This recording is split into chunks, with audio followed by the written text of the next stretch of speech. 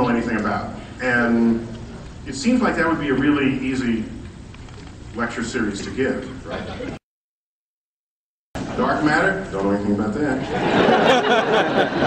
Dark energy, don't know anything about that either, you know?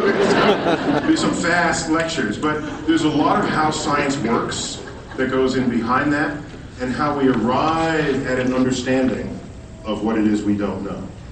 And I think there's not enough of that kind of discussion out there, so that you can round out the full understanding of not only the methods and tools of science, but how and why they get applied.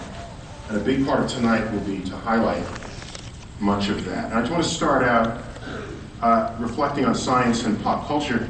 I've been a little busy lately, as some of you may know.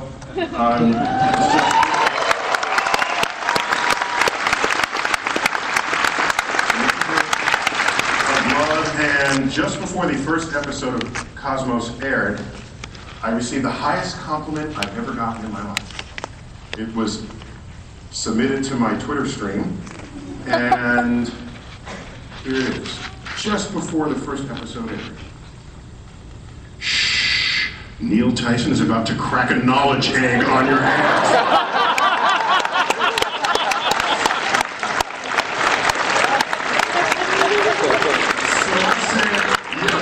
Yep.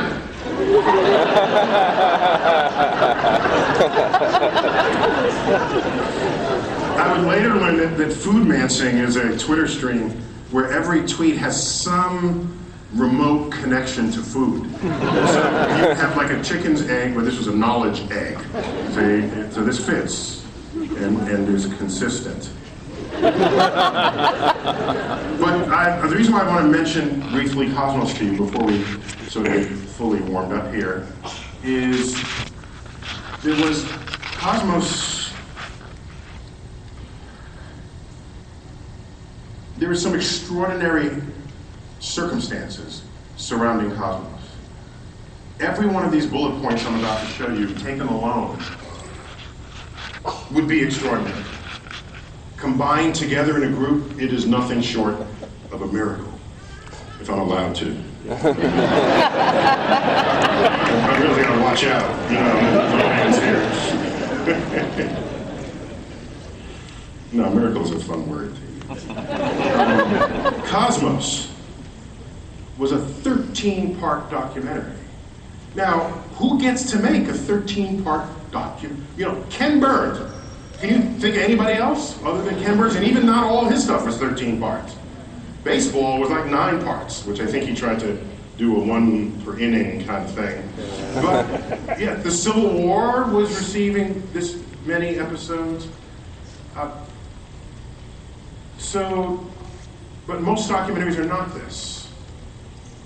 So just to make a 13-part documentary in today's times was extraordinary.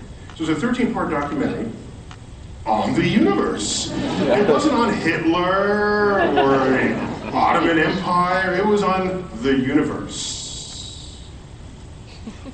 Airing in prime time. Remember, each one of these lines is itself extraordinary. But we are building a miracle. In prime time, during Sunday night. Where else are you on a Sunday night but home? This is the prime spot when Ed Sullivan aired. Enough gray hairs here to know what I'm going on now. On network television, Cosmos was not relegated to the science ghetto in the upper parts of the... If you get stuck in the science, then the people who watch you already know they like science. So what good is that? 13-part document on the universe, in prime time, during Sunday night, on network TV, on Fox TV.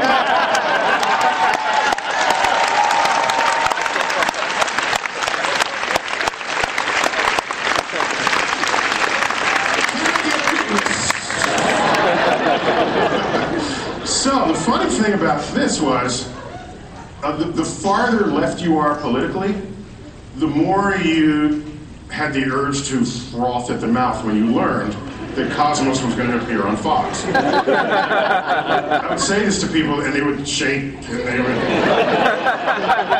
And I say, why are you, what accounts for this neuropsychological fit you're going through? Well, worried that Fox might try to alter the product from the original legacy established by Carl Sagan 34 years ago.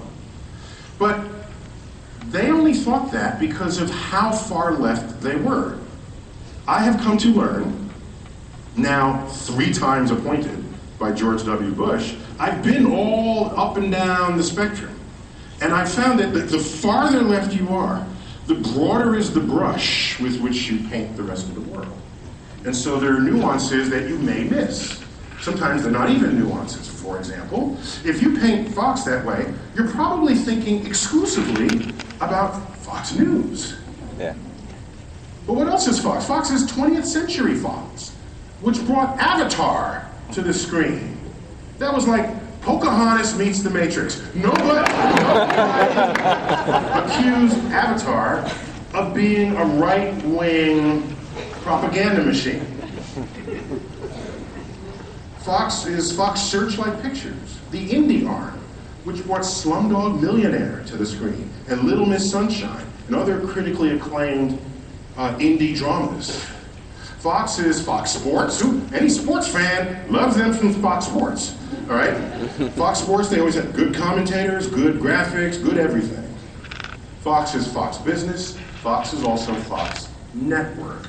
And on that network, it is known for the acerbic liberal commentary in The Simpsons. So, how is it that you're branding this? Not only The Simpsons, look, Fox had Glee.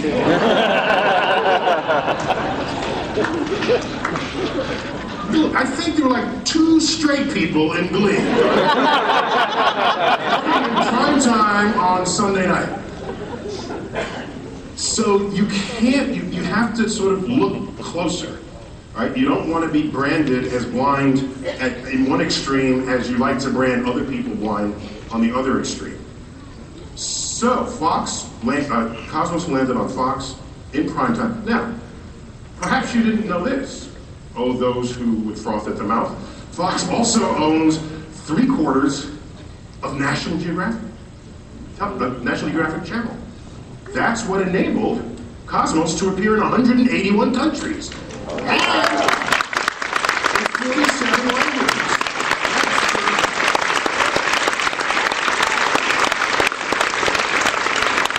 So, this told me that science is trending, not only in the country, but in the world. Because any one of these would be extraordinary. Put them all together, there's no other way to understand it. But that there were important elements of pop culture that were coming to embrace science. And so you were all sort of participants in that happening. So I just want to publicly express my thanks that you are an audience, you are a consumer of science, and you are a part of what this became in that final state. So I just want to publicly thank you for that. So, no, I'm applauding you. Now, I have to, many of you know, well, who here doesn't know anything about me? Raise your hand. You can be honest, I'm not going to hold you. Was dragged to this talk. So be honest. Anybody? Oh, we've got a couple of audience, okay, and a few in the back row. Okay, okay. So welcome. Well, if you don't know who I am or anything about it, it means you're probably at home reading instead of watching television, all right? So that's a good thing. I don't have a problem with that. But you may not know that I have certain history that I have to just get off my chest right now, okay? Just so you know.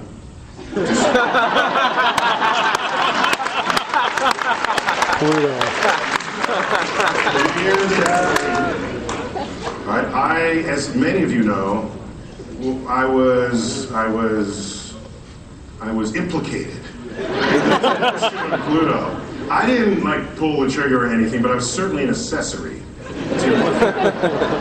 I drove the getaway car, that kind of thing. And are there anyone here who has an issue with Pluto's status? Do you have an issue? I just want to alert you that it's still not a planet.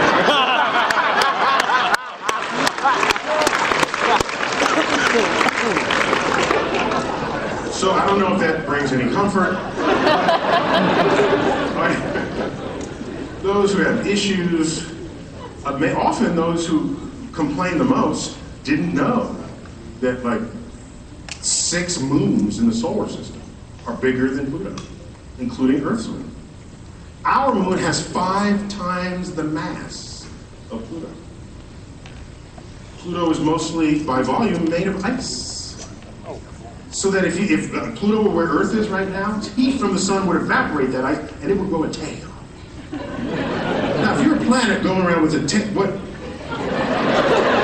That's not, I'm sorry, that's not any kind of behavior for a planet.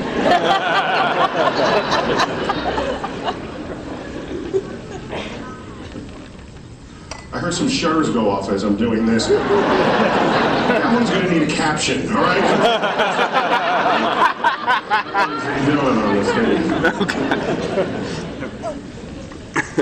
So I tried to find some sensitive words for people who could not really accept these facts, and then I just gave up and I said, just get over it. That's the best I can do for you right now. And a quick little tidbit. Pluto was discovered by an 11-year-old girl in England who was very well connected, obviously. She had just learned Roman mythology, and her father was like head of the Cambridge Library, who was friends with the Astronomer Royal, who knew the head of Lowell Observatory in Arizona, where they had hired Clyde Tombaugh to scan the skies looking for Planet X. He discovers Pluto. She names it. He discovers this object. She names it Pluto. And no one in America could have named it Pluto. It was impossible. But not that we didn't know Roman mythology. It's just that in the 1920s, leading up to 1930, there was a widely advertised mineral laxative called Pluto water. Relief for constipation in 30 minutes to 2 hours. The bottom line there says, when nature won't, Pluto will. So in America, if you say, we just discovered a new planet, what shall we call it? Pluto, to an American mind, would just be conjuring images of your lower intestines. And so I was implicated here because I supported the decision to rethink Pluto's status. But I was while I didn't pull the trigger, I was just most visible out there. Just my platform from New York City, very close to media, and so I got blamed. And I have a file cabinet, a drawer of a file cabinet of hate mail from elementary school children. Scrawled in crayon. And they were just angry, they were pissed off. I mean, there's an example. This is a 4th grader, 3rd or 4th grader, I have to look at my notes. Dear scientist, what do you call Pluto if it's not a planet anymore? If you make it a planet again, all the science books will be right. Because this means this little girl is worried about the profit margins of textbook publishing. If there are people who live there, they won't exist. Do people live on Pluto? Well, why can't Pluto be a planet? If it's small, doesn't mean it doesn't have to be a planet anymore. Some people like Pluto. If it doesn't exist, then they don't have a favorite planet. Please write back, but not in cursive because I can't do it.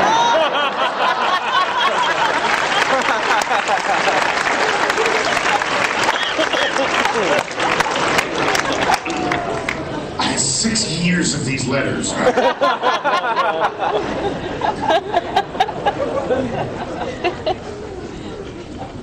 think the lesson here, if there's a silver lining, that the whole world, the public, school children, everybody was a participant in this scientific decision. And so I think that was a good thing, in spite of the fact that I lost 6 years of my life dealing with school children on this regard. The fact is, everyone felt that they should have a say in the matter, and that forced science teachers to evaluate the evidence in one direction or another. And I got a letter recently from a 22-year-old young man, and it's like, it reads deadpan, okay? I couldn't believe my eyes. It reads it. It said, "Dear Dr. Tyson, when I was in 4th grade, I sent you a letter complaining to you that you demoted Pluto. And in that letter, I called you a poo-poo head. I have since studied the problem, and I now agree with all the decisions you made, and I'm sorry if I caused any hard feelings within you. Sincerely, it was a completely straight letter. It is the straightest letter ever with the phrase poo-poo head in it.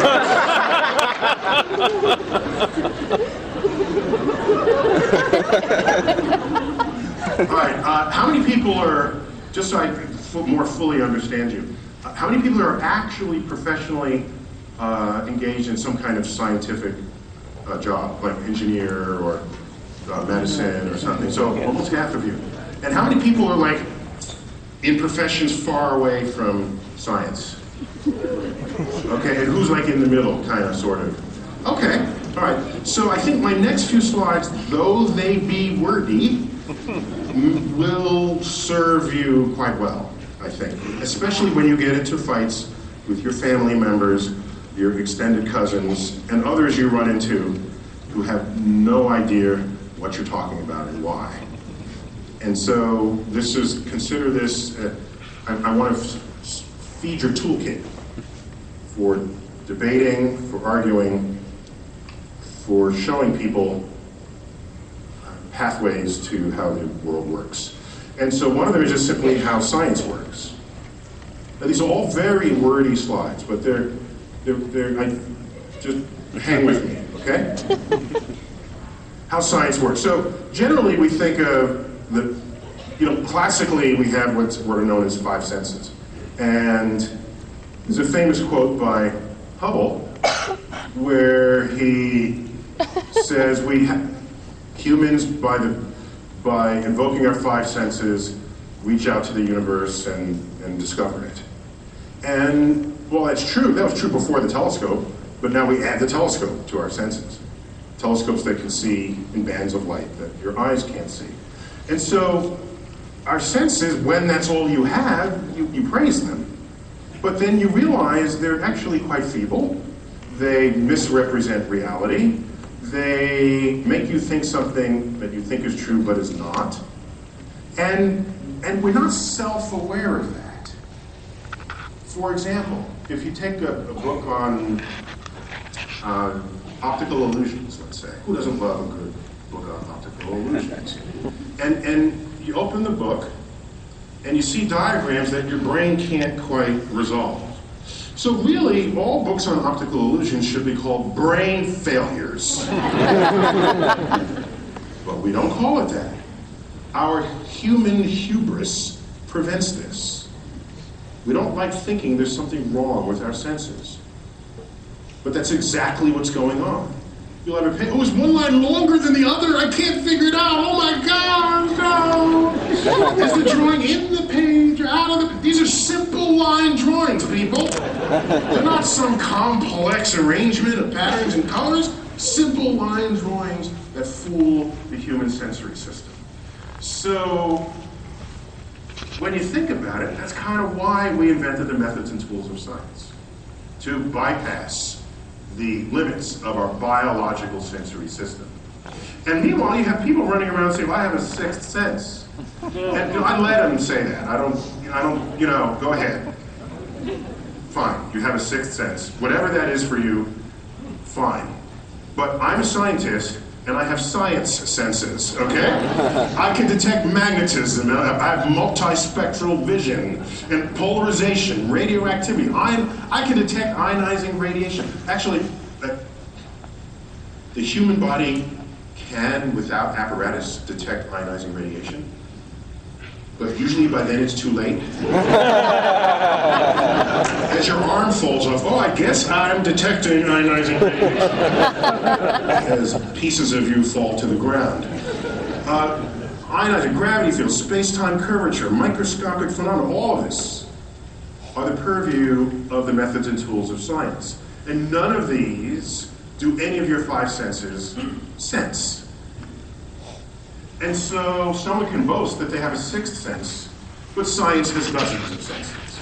So if you're going to ask, who are you going to hang out with to decode the nature of reality? Is it the human with five senses, the clairvoyant with six senses, or the scientist with dozens of senses? And to me, that's a pretty obvious choice.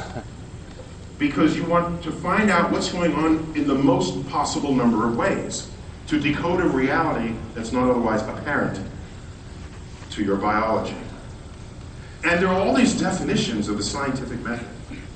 And they're too complicated. I don't like any of them. I'm going to hand you a definition of the scientific method, and I want you to remember it. And have it supplant anything anyone else has ever told you, your science teachers, your professors, I don't care who defined it for you, here's the definition. You ready? The scientific method. Do whatever it takes not to fool yourself into thinking something is true that is not, or that something is not true that is.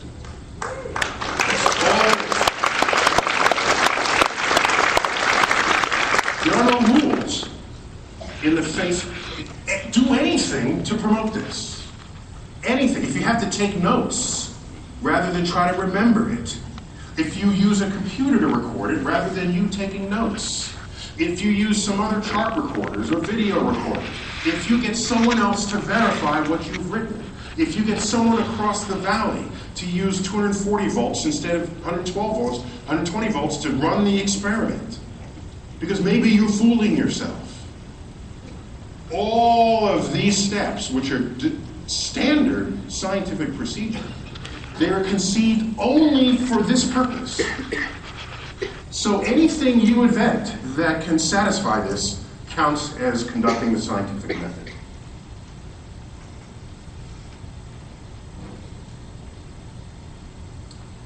So the scientific method is in fact, I'm going to recite it to you, the tacit confession that scientists are human and carry bias, longings, prejudice, and other shortcomings of judgment that affect everybody else too. Scientists are human beings. The difference is we know we're human beings and we set up checks and balances to correct for that fact. That's the difference. Of course there's bias in science. Of course. Of course you have, especially in the sciences that involve the study of human beings. In psychology experiments and in anthropology observations. There's all kinds of bias. But if you make a measurement and no one else can duplicate your measurement, you are on the list for being susceptible for bias. So we build in these checks and balances. That's how we roll. And there are different kinds of truths out there. There's a math truth. So here's a math truth, okay? Pi, 3.1415926. It goes on and on and on, forever. Who here is like pi crazy and knows like a zillion decimal places? Raise your hand. There's always going to be some in it. Good. How many decimal places do you know? Louder. Okay. He doesn't know exactly how many, but he really likes pie. The number pi, not the food pie. I guess just to be clear, pie is fun. So pi has that value no matter the religion of your parents. No matter where you're born, no matter what part of the world, and that is a provable entity. Okay? Science is a little different.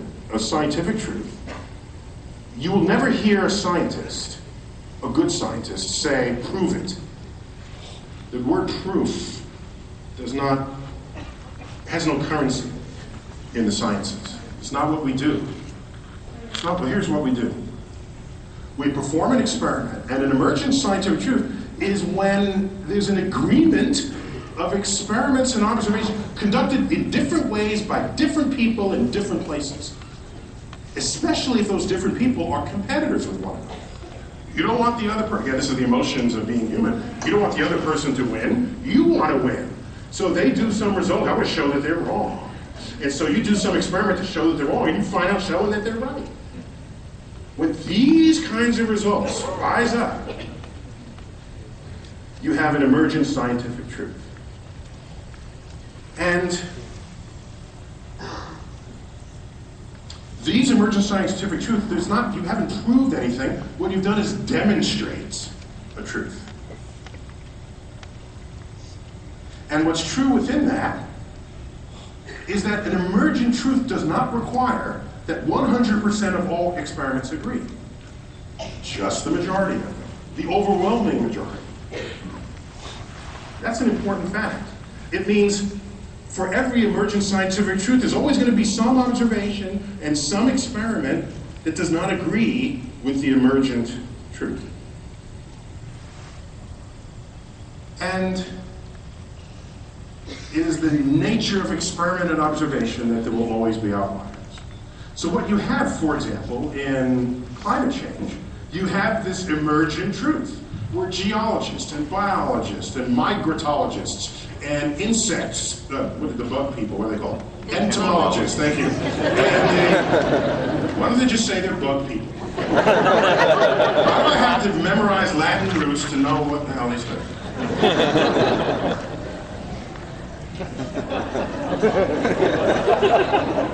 Get me started. Did you know about my field? You tell it like it is. What are spots on the sun in my field? What do we call them? Sunspots. See? We don't comb the world for more syllables than are necessary to convey the point. And find some extinct language to draw from. Jupiter has a giant red spot on it. You know what we call it? Jupiter's giant red spot.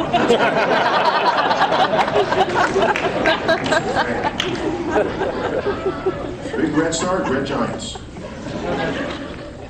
Region of space, you fall in, you don't come out. Light doesn't even come out, it's dark. Black hole.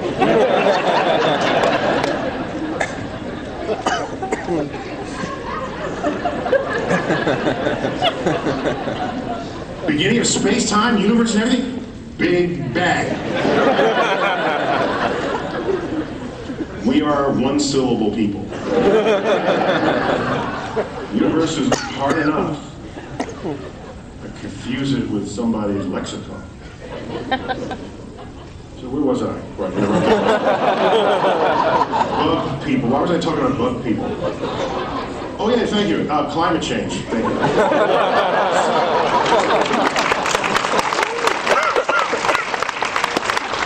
Get me started because I'll just wander away. Never come back. So people who study bugs that might normally die over the winter, when the winters become more mild, they rise up with fervence in the spring. So you get bug specialists, you get animal migratory specialists, you get biologists in general, you get climate scientists, you get geologists, and they don't necessarily even talk to one another, and they do a study and they arrive at a conclusion that is in broad agreement. That is an emergent scientific truth. And like I said, there'll always be some outlier when you have an emergent scientific truth. And by the way, that's different from something for which there isn't really an emergent consensus of experiment, but there's a sort of where we hold on to what we think is true. And then someone comes up with a new experiment showing that it's probably wrong. There might be some initial resistance to it, but eventually that stuff gets through. All the weird ideas that end up true, they all got published. Relativity got published. All of that, evolution got published. Continental drift got published in peer-reviewed journals. You have people saying, I have an idea, but no one agrees with it because they are afraid to lose what they're clutching to their what they think is true. There's an old saying. To be a genius is to be misunderstood. But to be misunderstood is not to be a genius. Just because people don't understand what you're saying doesn't mean you're a genius.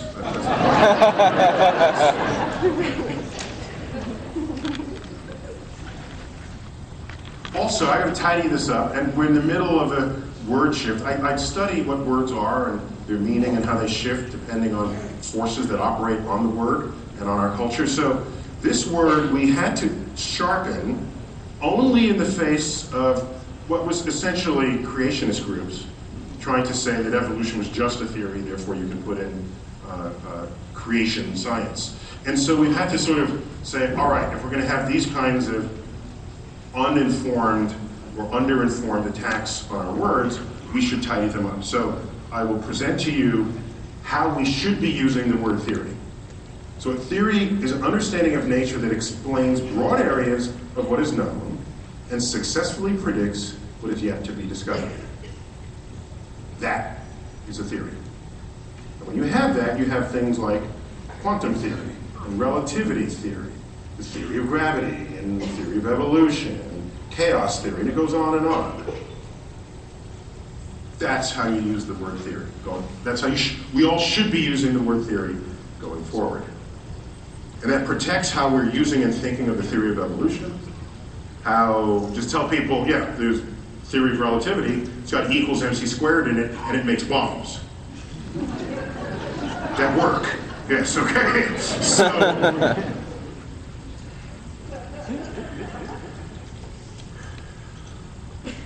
I left out the et cetera. Gonna get the et cetera. Oops. How did I get that far back? Sorry. Let's go through this. Okay, again, are there any pi champions out there? Do I hear 20 digits of pi? Okay. We had 84 digits. Okay. The left side of the room just blew you guys away. How many of you got there? 119. Do I hear 120? No, he bows out on that one. Yeah, that's all I got. I guess I could have just, you know, I'm in my old age. I'm a fan of what Einstein said. Never memorize stuff that you can just look up. Yeah.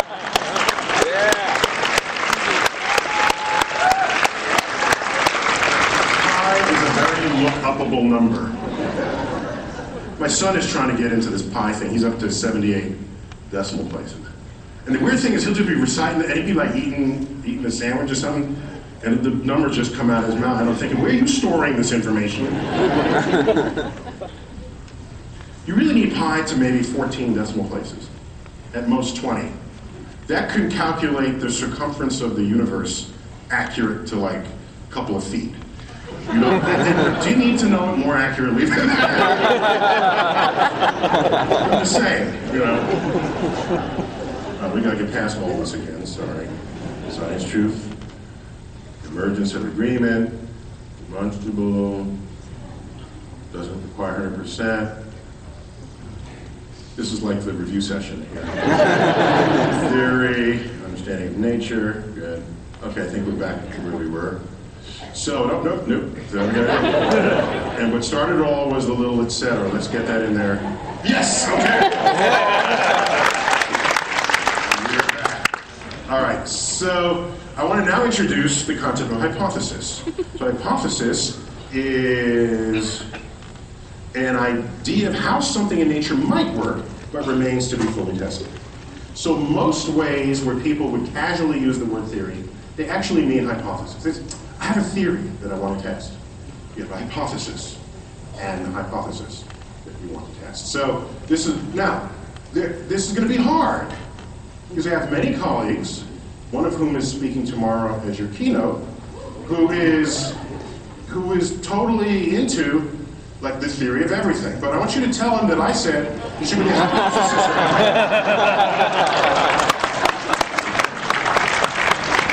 He will initially reject it because it doesn't sound as cool as the theory of everything, but deep down,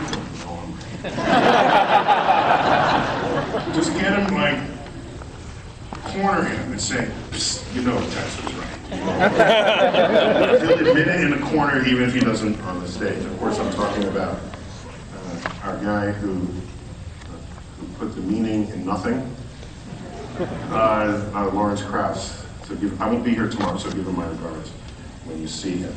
So I'm going to put all that on the same page. Now, you know what I'm jealous of? I'm jealous of countries that have had national pride in science. And I, over the years, collected some currency from different countries, where many countries, they put their heads of state and things on but some countries put scientists on there. And so here's, these are notes that I own. And there's some familiar faces there. Nikola Tesla in the upper right. He's got a huge fan base out there. There's always some in this room. We got Copernicus in the middle right, and Marconi in the bottom right. We have Alexander Volta on the bottom left, and Saint-Exupéry in the middle, who's not a scientist but an aviator and a beautiful writer, a poetic. I don't know that he wrote poetry specifically, but his prose had a sort of poetic elegance to it. And he was one of the earliest people who flew and told others about it who had yet to fly, what it was like to be among the clouds. The gentleman in the upper left is from Bulgaria, a scientist and engineer. You flip over these currencies, and you have icons of their trade. So in the upper right, you see, it is no question that Tesla was into electricity when you look at what they put on the backside of that bill. Right? In the upper right, there's a serious electrical discharge going on. That's Tesla. We've got more Copernicus in the middle, the sun-centered universe. I think the artist had a little too much latitude there, drawing that. We have some radio towers in the bottom left. Really lost opportunity in the bottom left. That's the tomb of Volta. And I'm thinking, could you at least put a battery there or something? Man, the electromotive force is named after this guy, and you're going to put a building on the back of the note that he appears on. Please. And so that's the biplane of Saint-Exupéry. We can go to Romania. These are the two sides of the same note there in blue. They had a total solar eclipse across their country. It was so enchanted by it that they put it on their currency. That's that sort of grid thing that goes across in the bottom image. And in the upper one, I don't know what the artist was trying to do there. Plus they put in this pink, menacing blob. I don't know. Like if that were the solar system and there was a pink blob that size, there'd be some issues. Of course, England has many brilliant scientists, and they honor them on their money. It's not only the Queen. So on this 10-pound note, we had Charles Darwin. Now, he did most of his best work before he was 26. So they really should have sort of a dashing, dapper 26-year-old here. But they waited until like 3 days before he died. I don't know, any biologists here, how old is the man in this photo? In this carving? He's not a spring chicken, all right? And I think they needed him older so that he would have the gravitas that they wanted to have. Because a 26-year-old on currency wouldn't carry such gravitas. And where was his favorite place to do research? The Galapagos, of course. I'm still waiting to try to get down there. And what was his favorite bird? Finch. The finch, of course. So this is a hummingbird. And so they didn't quite communicate back and forth on that one. But it has a beak. So we figured that was a... You can even go to the Middle East. Ibn al-Haytham, we actually profiled him in Cosmos. And this is from 1,000 years ago, in the golden age of Islam, where he was the first person to figure out how to see, how sight works. Before him, everybody thought that if you looked at somebody, you beamed something out of your eyes at them. And you beam, and that's why we still have some remnant of people saying, I feel someone looking at me. Well, back before Ibn al-Haytham, that you might even had some legitimate thoughts about that. He showed it's a completely passive phenomenon, and we even have a little ray tracing diagram next to him, sitting on his beard. Okay. And the bottom one, we have good old Al. This was an Israeli note. He's not Israeli, but when you're that famous, everyone wants to claim you. This is just my last set here. I have Euler in the upper left. That's the 10 Swiss francs. He's famous for many things, but for my favorite equation of his is Euler's equation.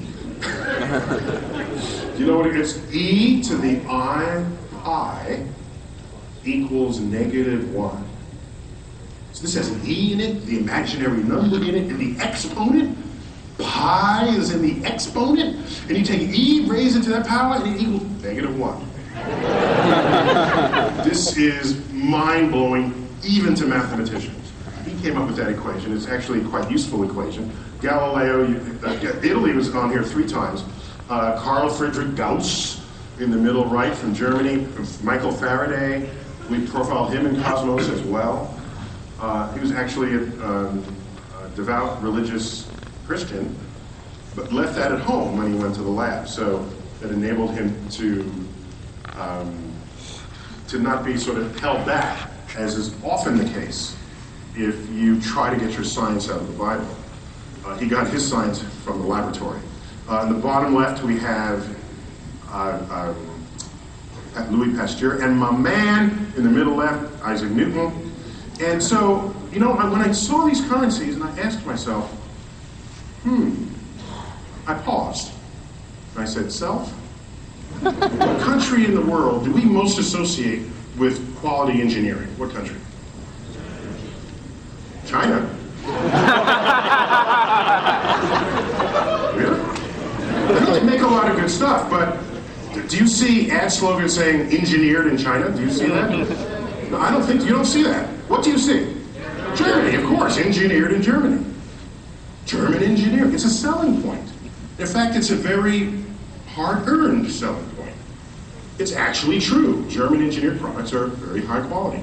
Also typically expensive, but you have some expectation when you buy something that is German. There could be other countries that have great engineering. Like, there could be some, Poland could have awesome engineering, but I bet you've never bought a product that said Polish engineering emblazoned on the side of it. So how did Germany earn this? And then you can ask, well, there's something in the water supply? And then I looked at the Gauss note there, 10 Deutschmarks. Carl Friedrich Gauss, brilliant mathematician and physicist and astronomer. And then I zoomed in and I said, wait a minute, what? Whoa! There's a mathematical distribution function on the German currency. So children, even if you don't even know what that is, you'll see the bill and you know that it's important. It's clearly math. And even if you don't understand it, you'll say, well, it's on the bill, it must be important, and this guy must be an important scientist or mathematician. So it becomes part of your culture, I am suspecting, when you treat it that way. This is the famous bell curve. The bell curve, in my field we just name it after Gauss, and it's called a Gaussian distribution function, and it's how most things in the entire universe and in human culture are distributed.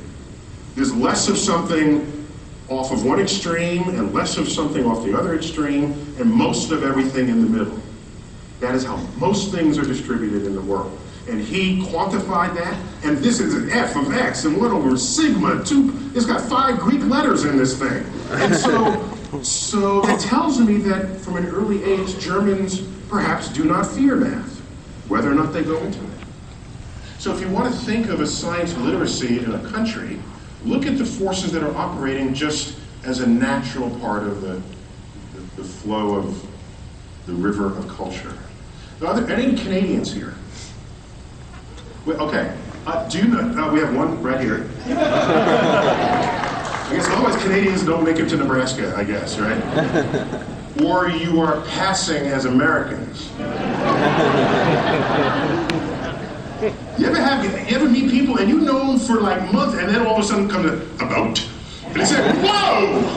Oh, I'm Canadian. They only tell you that long after you've already, like, confided secrets. Pentagon secrets, you know? So ma'am, you are Canadian, or are you just from Canada? You are Canadian. So do you know what's on the back of your $5 bill? No, well, before that. Yeah. Yeah. You don't know? Good. Okay. So, because she's in the future here. But I have a $5 bill from Canada, and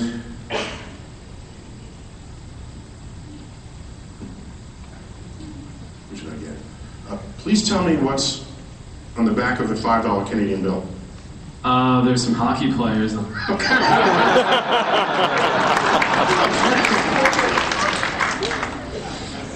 So,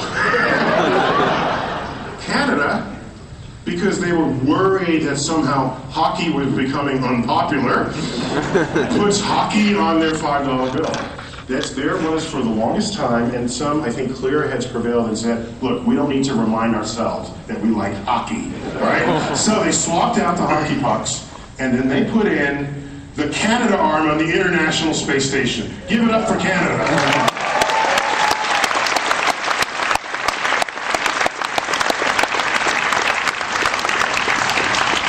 Canada arm is a marvel of engineering, where it maneuvers satellites into place and it grapples them. And to me, the greatest engineering feat of this Canada arm is that no matter what angle it is, you always see broadside Canada with the,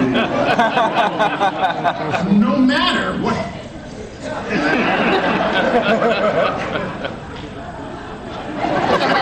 I don't know what the engineers did to make that happen, but it's an extraordinary feat of angles to provide that. And we think that's your famous astronaut, what's the dude's name?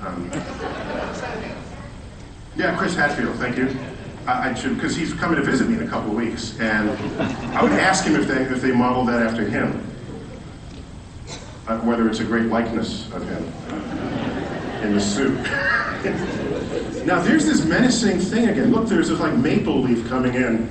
You think the astronaut sees that? If I was spacewalking and I saw that, that would freak me out.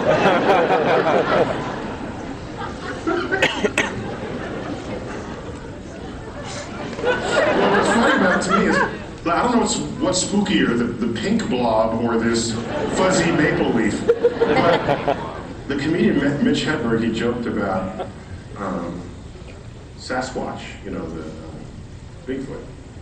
And he said, you know what scares him the most?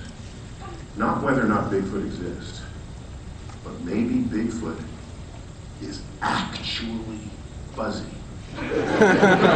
Actually out of focus. So all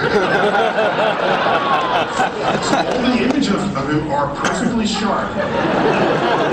Bigfoot is out of focus. That scared him. If an out of focus maple leaf came from space. Do we have any scientists on our council?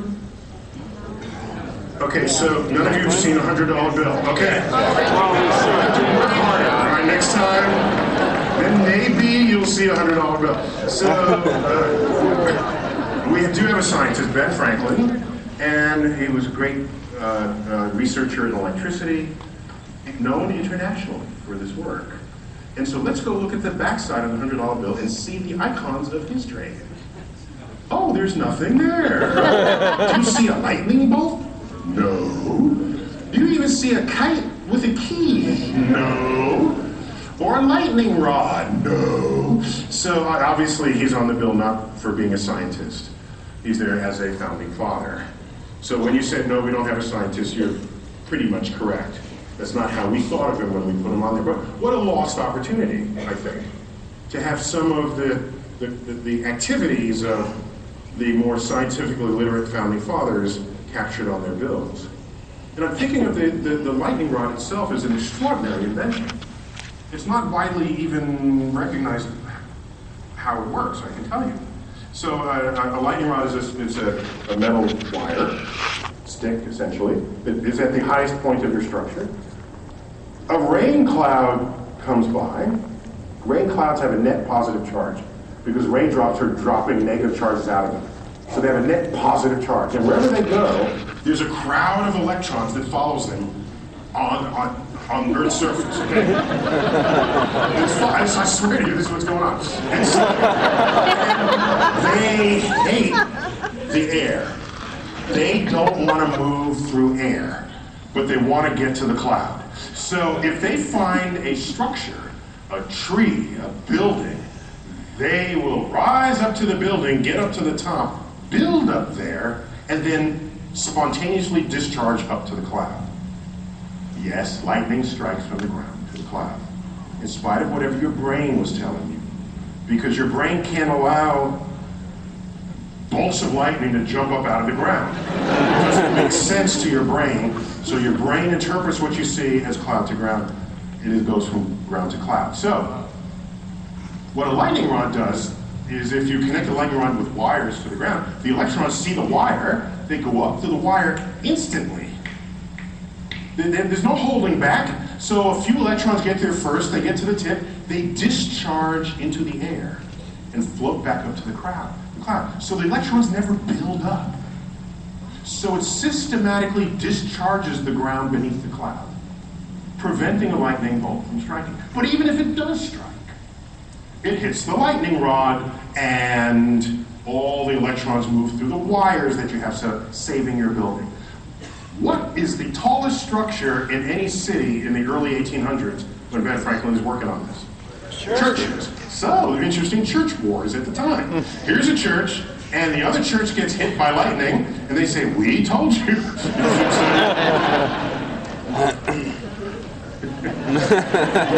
You are worshiping the false gods. So there's a whole lightning and wrath of God thing going on among churches. So Franklin hands out the rods to all the churches. Now they're saved. Do you realize there was a subset of people who accused Ben Franklin of heresy for thwarting the will of God? Now, think that sentence through. Think about that. You're in a church and you're worshiping your deity, and you want the other church to get struck by lightning so that you can demonstrate that you are the proper deity. Ben gives them a lightning rod, they don't get destroyed, and you admit to yourself that this beer-drinking, womanizing man interrupted the intentions of your God who created the universe. This is an extraordinary claim. I don't even know what it means to say that. So rather than say, maybe God is not sending lightning bolts to destroy things, you're saying that Ben Franklin interrupted the power of your deity. I don't understand. And like, if I were to go back in time, I would go back in time to that and go to town hall and say, "Look, people."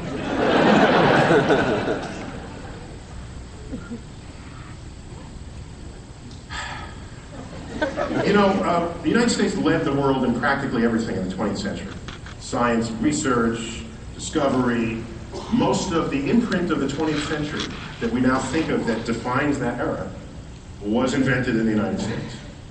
And that's not just a Americanism that I'm speaking. Ask people around the world. They will point to them. We invented computers, we invented television, we invented flight. Flight was half-fast on the heels in many countries, but you know, we did it. And so, but it's not forever. We have examples from the past. Rise and fall of science. Occasions when maybe it's in your culture, and you don't even know that it is in your culture, you're just doing it. Like in Germany, they're not thinking actively, I have a distribution function on my $10 bill, therefore I'm going to be a scientist. That's not a thought. I don't think it is. It's probably just there. And so let's go back, not to bum everybody out or anything, but that day, tragic day in America, in the world and in my backyard. This is a frame from my camcorder that I filmed at the time, and I lived 4 blocks from what came to be known as Ground Zero. This is t = 0 seconds. I pulled this off of my camcorder. This is the instant that the South Tower, which is on the left, got hit. And you can see something punching through the side of the building, and the shadow of that dust being cast on the north side of that building from the rising sun. And this is basically a completely pulverized 767, and all the fuel is getting atomized, but has not yet ignited. When it does, it creates a deflagration wave, and it ignites, and then there you have it. This framing shifted because I was taken aback by the explosion. But you can see, even from the back row, the debris that's falling down. That's formerly a fully loaded 767 plane with all its passengers. An hour later, there was blue sky where the 2 buildings once stood. The blue sky that's above the fires that are burning below. And so we know that this day was precipitated by Islamic extremists. And so we as Americans look to the behavior of these Islamicists, that's the word, Islamists, thank you. And we say, why do they hate us, or why are they behaving this way? And all these questions start arising. And in my mind, and I think in the mind of many of my colleagues in astronomy, we had a slightly different question. It was, how is it that a culture, Islam, from 1,000 years ago, which led the world in intellectual advances, over this period, which by any measure is the golden age of Islam, in Baghdad over that 300-year period. Well, by the way, in Europe, what was going on? They were still disemboweling heretics, all right? But in that period in Islam, it was perhaps the most fertile intellectual period of advance at any time for any culture, if you add up what came out of that period. And so here we are, I'm remembering this, because tremendous advances in astronomy and navigation, and I got the list here. I mean, it's in that period they invented algebra. That's an Arabic word. The algorithm is an Arabic word. Our numerals are what? Arabic numerals. Right? So how does this happen? How's all this stuff, 2/3 of the stars in the night sky have Arabic names? How is it that the naming rights landed this way, yet we're watching a plane fly into a building in the year 2001? These advances include mathematics, and obviously, and agriculture, and engineering, medicine, astronomy, navigation, optics. This is the period where our guy lived, Al-Haytham, who's on the Iraqi note. Yes, they had to go back 1,000 years to get the guy to put him on the note. That's when they had a treasure trove of people they could use. But not since then. It's up and happened. Historians like writing about, they tend to think of history as events that pivot on war, battles, kings, very clear and definite markers in space and time. And that's understandable, and I don't have an issue with that.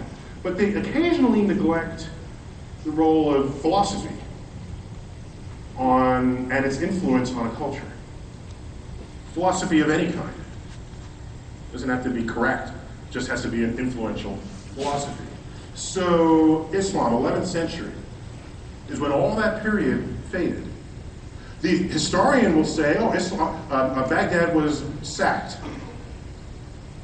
It was a battle, and Baghdad was sacked. There it is, it ended. Okay, go ahead and say that. However, I want to add to it the fact that this man existed in that period, Al-Ghazali, who's a Muslim scholar, who, if he's still read today, in fact, I own books by him, and I was reading them just a month ago.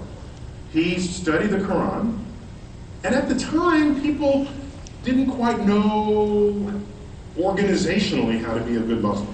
Everyone read the Quran and interpreted it as they chose. He codified Islamic behavior. He was a scholar, he was learned, And so he carried some influence, not only political, but cultural. Sorry, in sequence, not only cultural, but political, ultimately. And so it was his thinking and his writings that told people that the manipulation of numbers is not spiritually driven and should be avoided because, in fact, it could lead you to the devil. Well, that ends the mathematics right there. That's gone. Mathematics, by the way, the zero was discovered over in India, and then it worked its way to the Middle East. In Baghdad, they knew zero, that's a really good, we can work with that. Out comes algebra. Arabic numerals have a zero. Roman numerals do not. You ever try to represent a zero using Roman numerals? You can't.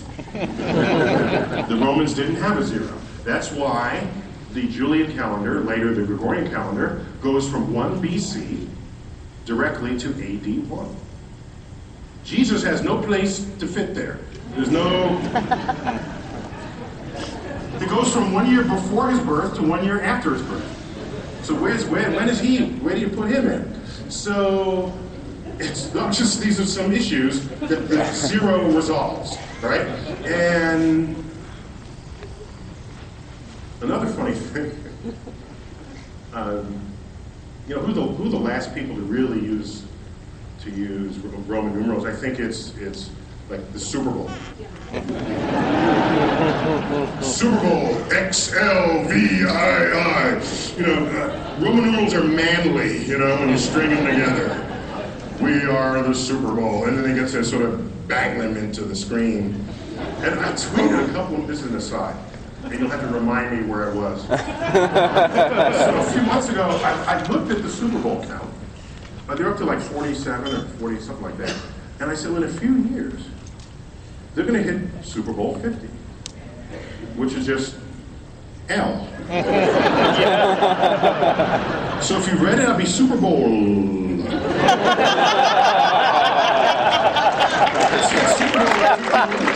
Super Bowl lead. 54 would be Super Bowl live.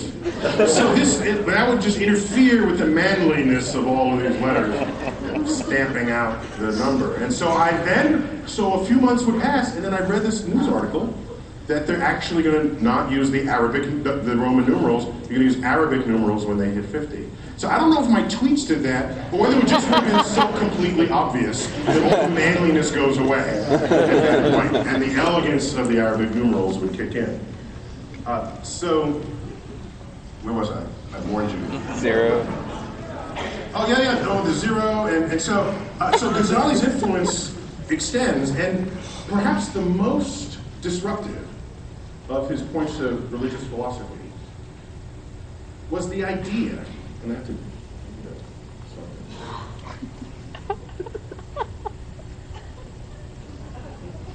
was the idea that if something happened, like the shoe is about to fall, okay?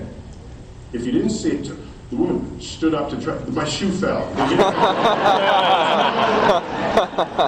You didn't miss anything. She's up there, oh.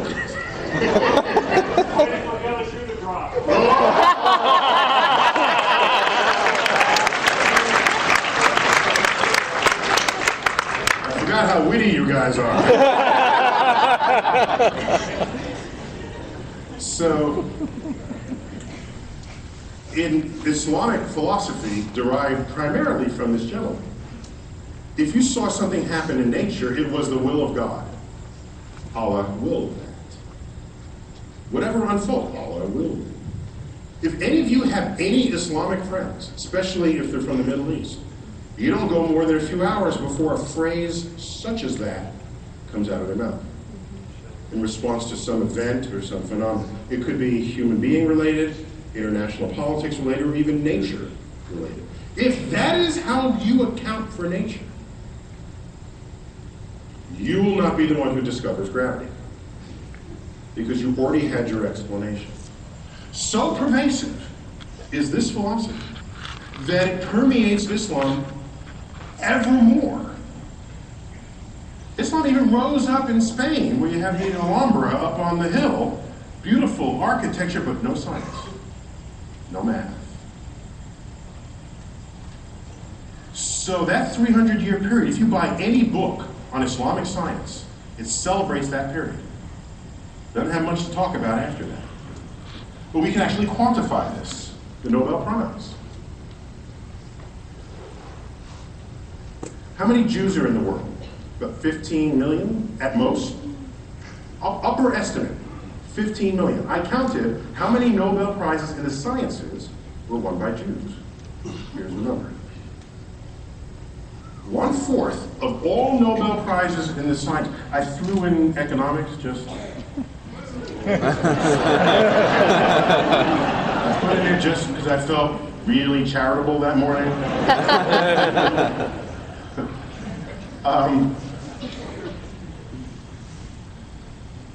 So 1/4 of all Nobel Prizes.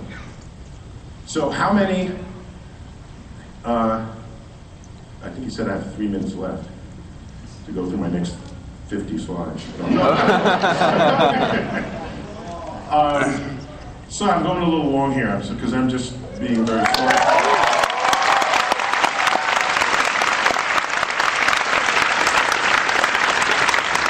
Am I the only one who's hot, or is there? Oh God, no. Okay. So if someone has any sort of control over, I don't need to worry. I'll be. Take off your tie.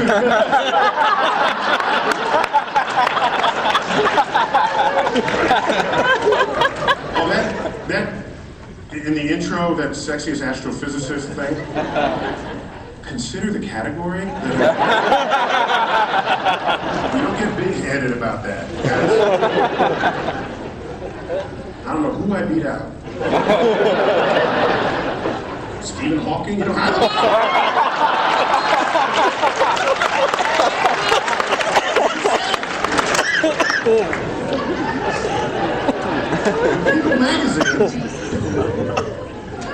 People magazine, they have their annual Sexiest Man Alive issue, which has the sexiest man alive, and then they have 12 categories. So in the year I was in it, the man on the cover was Brad Pitt. Sexy Man Beyond category, right? And everybody else inside was in a category, and they had way more competitive categories than the one I was in. There's sexiest action star, sexiest model, sexiest news anchor, sexiest new coming athlete, sexiest astrophysicist. Just so you know. And that was 14 years ago and 30 pounds ago. All right. Actually, yeah, they haven't repeated the category. So I said that was, and someone like just now said, that means you're the sexiest astrophysicist there ever will be.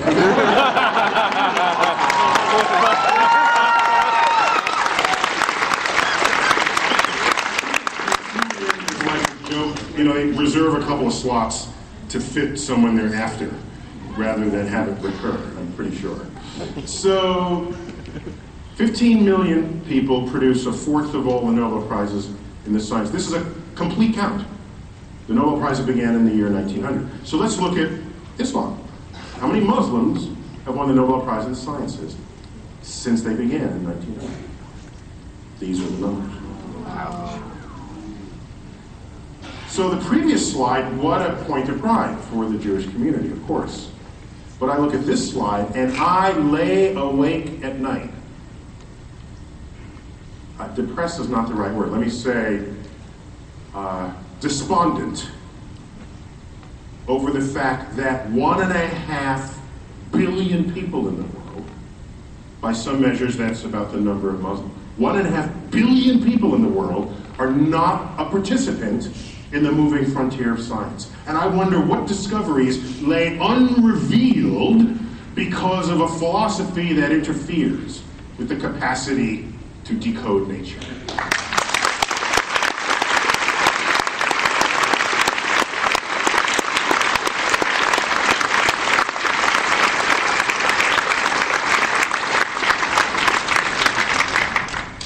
How many minutes do I have? Which way?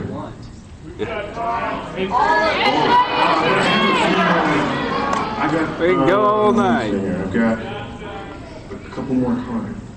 Is there something that has to happen in this room? No. Is there something that you have to be? No.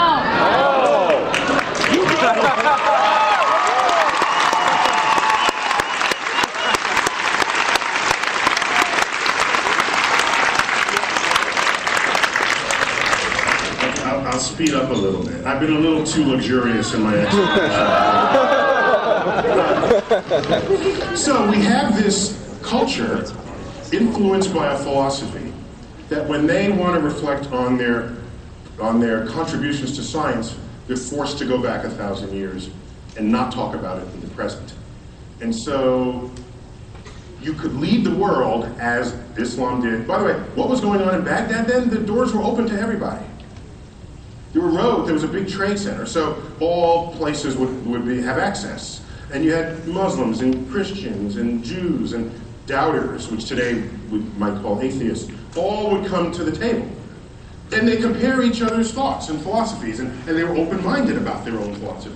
Somebody would have an idea, and they say, "Oh, I thought about that the other day, and I realized that was wrong. Yours seems to be a little better. Oh, I didn't know that. That's good." And so ideas ratchet up among all the contributing minds at the table, and that's how you get that fertile period. It's because, in a sense, the borders were open. Much of the intellectual capital wielded by the United States in the 20th century was because our borders were open. We attracted the smartest people in the world from all countries. So it disturbs me to see a xenophobic movement to shield ourselves from people around the world, as though that's a bad thing, when in fact it's that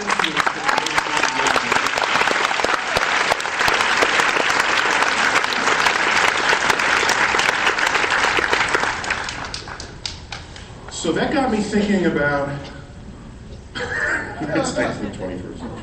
What's going on now? Well, I have a pretty cool map I want to show you, this map. And so this map shows countries with sort of the proper area they would have if you saw them drawn on a globe, which means it's just a regular map. Okay. So we're on the same page.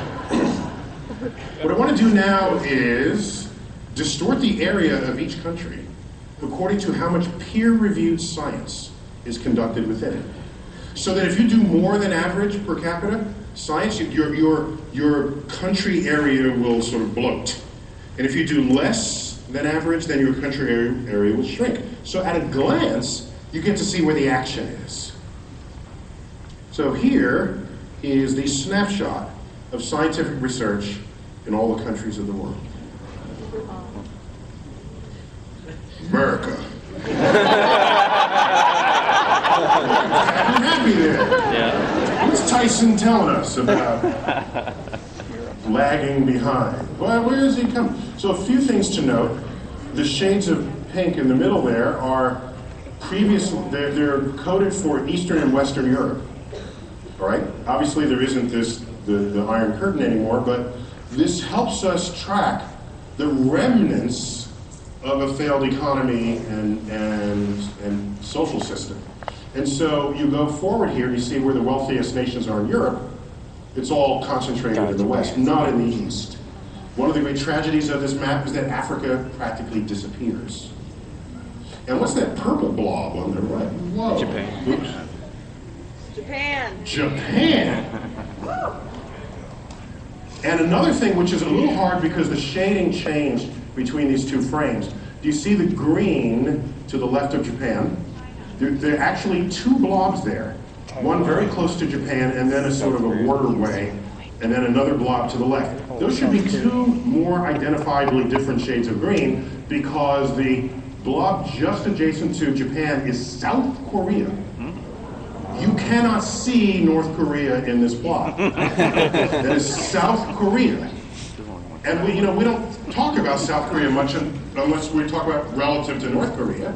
But you can think of South Korea on a world scale. Samsung is from South Korea. Hyundai cars are from South Korea. LG and the electronics is South Korea. And you need research and technology and engineering to accomplish that. So South Korea is part of that sort of green blob, and I'm sorry that they're sort of blurred there together. So this is an interesting plot. I did not plot GDP per capita. I didn't plot wealth All I do is plot science. And you see the United States, Western Europe, and Japan, the largest blobs on this plot. Those happen to be 3 of the 4 largest economies in the world. This is not an accidental correspondence. It's a cause and effect. Innovations in science and technology are the engines of tomorrow's economy. Now, it turns out this is not the right map you should be looking at, because it's a snapshot and it doesn't give you the trend. The trend is, what are the research papers today versus what they were 10 years ago? Then you'll get to see, how are we doing? Are we improving, are we flat, or are we diminishing? Let's see what that plot gives us. Africa disappears even more. Japan is bigger, South Korea is bigger, China is bigger. A surprising laggard here is India. You have Western Europe even bigger. And the United States shrinking. That is the future map. That is the trend line. Because we are fading. We have lost. Our leadership in the 20th century was not forever. So much of it we took for granted, coasting into the 21st century. Yeah, we can invent the next app. I'm there.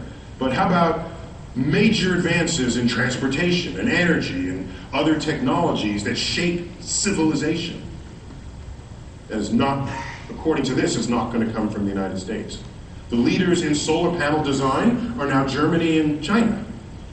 We are just not in that list. And so there's a cost to whatever forces are out there trying to undermine what science is and how it's taught in school. That comes with a cost to what America is to the rest of the world. And right now, we're fading. So I don't debate creation. I don't debate anybody. You've never seen me, unlike my good friend Bill Nye, who stuck it out with the Ken Ham. I call it Ham on Nye.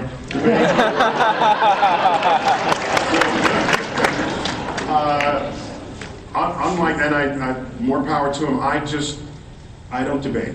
All I do is say, if you want to put religious philosophy in a science classroom, these are the consequences. You will undermine the economic health of the nation. I don't even argue science, truth, the economic health of the nation. And we're still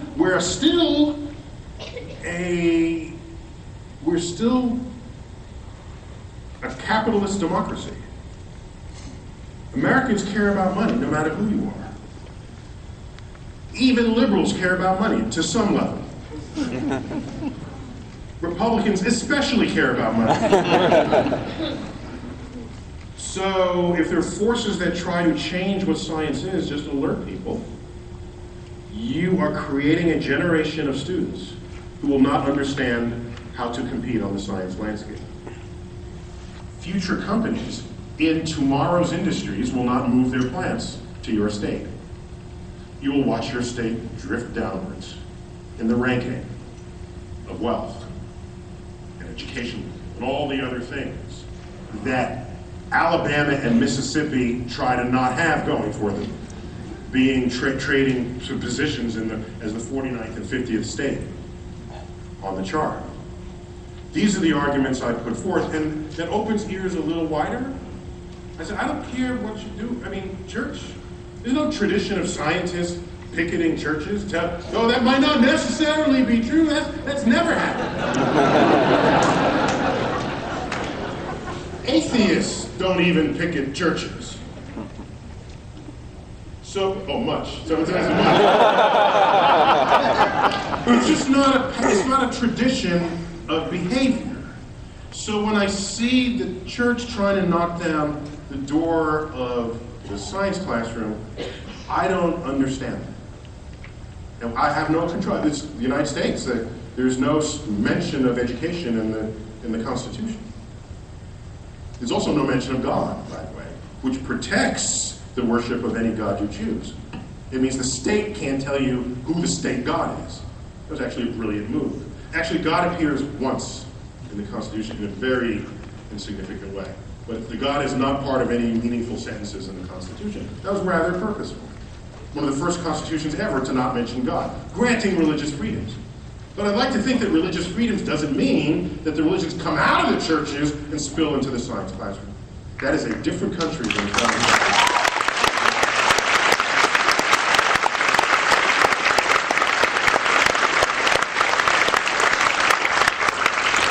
I remember when we had hope. There's enough gray hair heads here that you'll share my memory.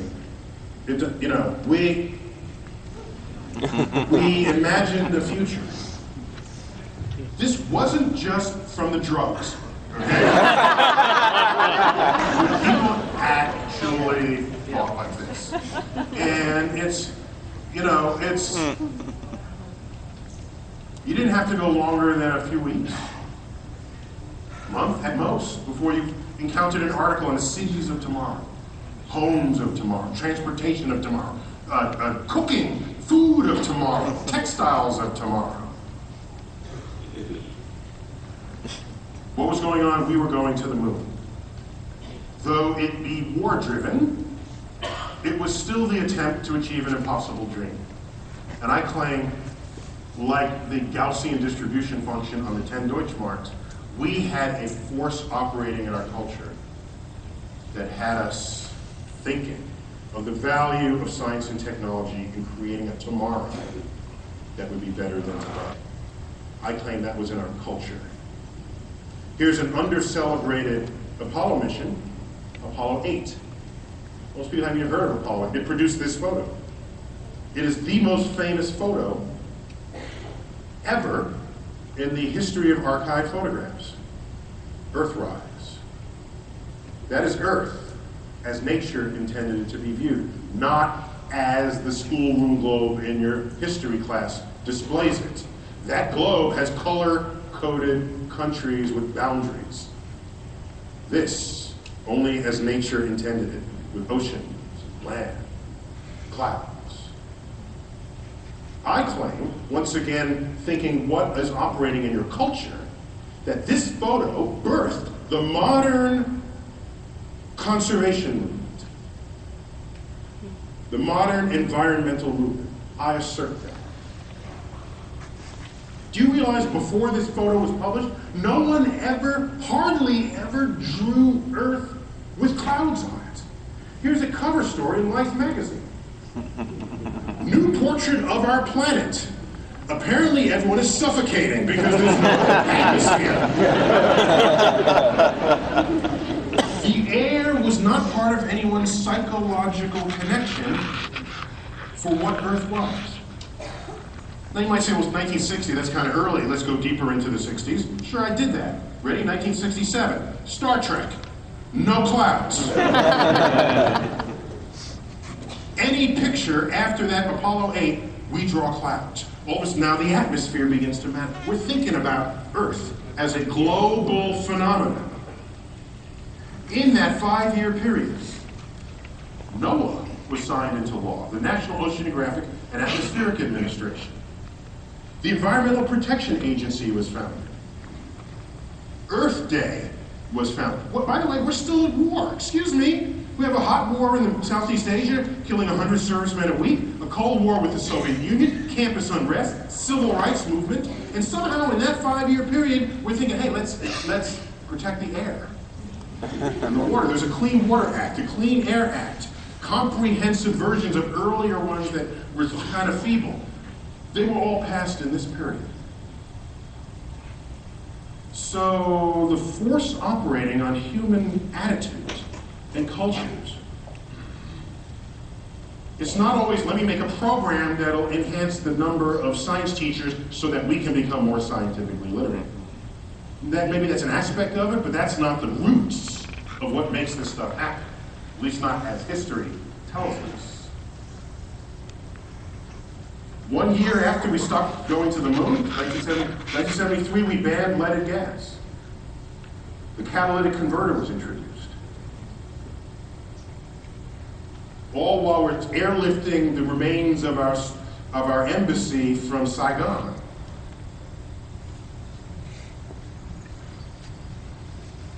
Maybe we need another jolt. Maybe we need a cosmic perspective.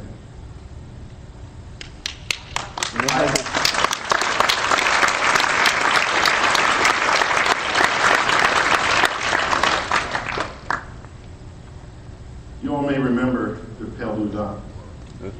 Voyager, launched in the late 1970s, was set on a trajectory that enabled it to sort of careen off the gravitational rebound of multiple planets and have a multi-planet journey. So when we say the planets aligned for it, what we mean is they were at proper angles for the spacecraft to do like a 3-cushion pull shot to make its way out the solar system. In so doing, we knew we'd give enough energy to leave forever. Well, Carl Sagan, who had influence, he always had influence, but in particular, had influence over the Voyager mission, and they knew him well at NASA, he asked them, when Voyager passes Neptune, the last planet,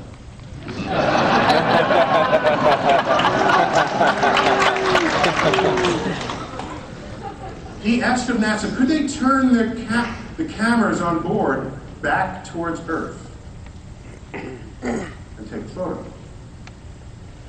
This would be the very first selfie ever taken. NASA agreed. And in that image was this pale point of light that Carl Sagan coined as the pale blue dot. And he wrote a book with poetic and romantic and emotional recitations on this image. That image would be reprised by the Cassini mission in 2013 by a colleague of mine, Carolyn Porco. Some of you may know her. If not, she's great to follow on Twitter. She's head of the imaging mission for Cassini, the imaging experiments. Cassini is orbiting Saturn right now. Here's an image taken by Cassini of Saturn. What's stunning about this is, first, it's from behind Saturn. Saturn is eclipsing the sun in this photo.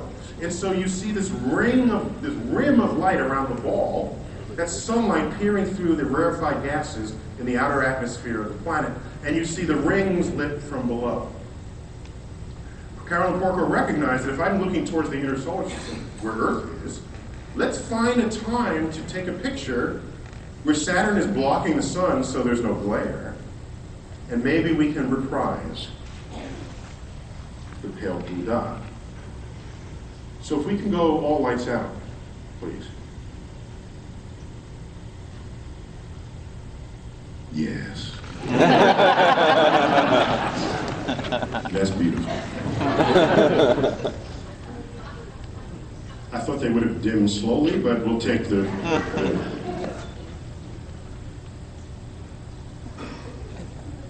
So, Carolyn Porco reprised the pale blue dot, and there it is.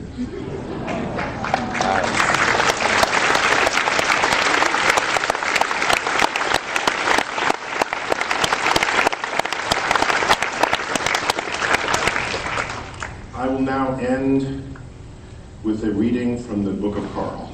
Leave the lights out still. I will end with a reading.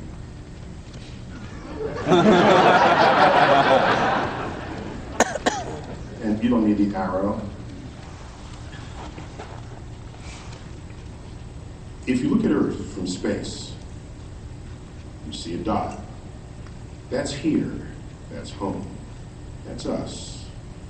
On it, everyone you've ever heard of, every human being who ever lived out their lives, the aggregate of all our joys and sufferings, thousands of confident religions, ideologies, and economic doctrines, every hunter and forager, every hero and coward, every creator and destroyer of civilizations, every king and peasant, every young couple in love, every hopeful child, every mother and father, every inventor and explorer, every teacher of morals, every corrupt politician, every superstar, every supreme leader, every saint and sinner in the history of our species live there on a mote of dust.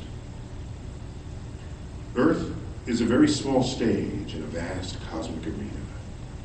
Think of the rivers of blood spilled by all those generals and emperors, so that in glory and in triumph, they could become the momentary masters of a fraction of a dot. Think of the endless cruelties visited by the inhabitants of one corner of the dot on scarcely distinguishable inhabitants of some other corner of the dot. How frequent their misunderstandings, how eager they are to kill one another, how fervent their hatreds.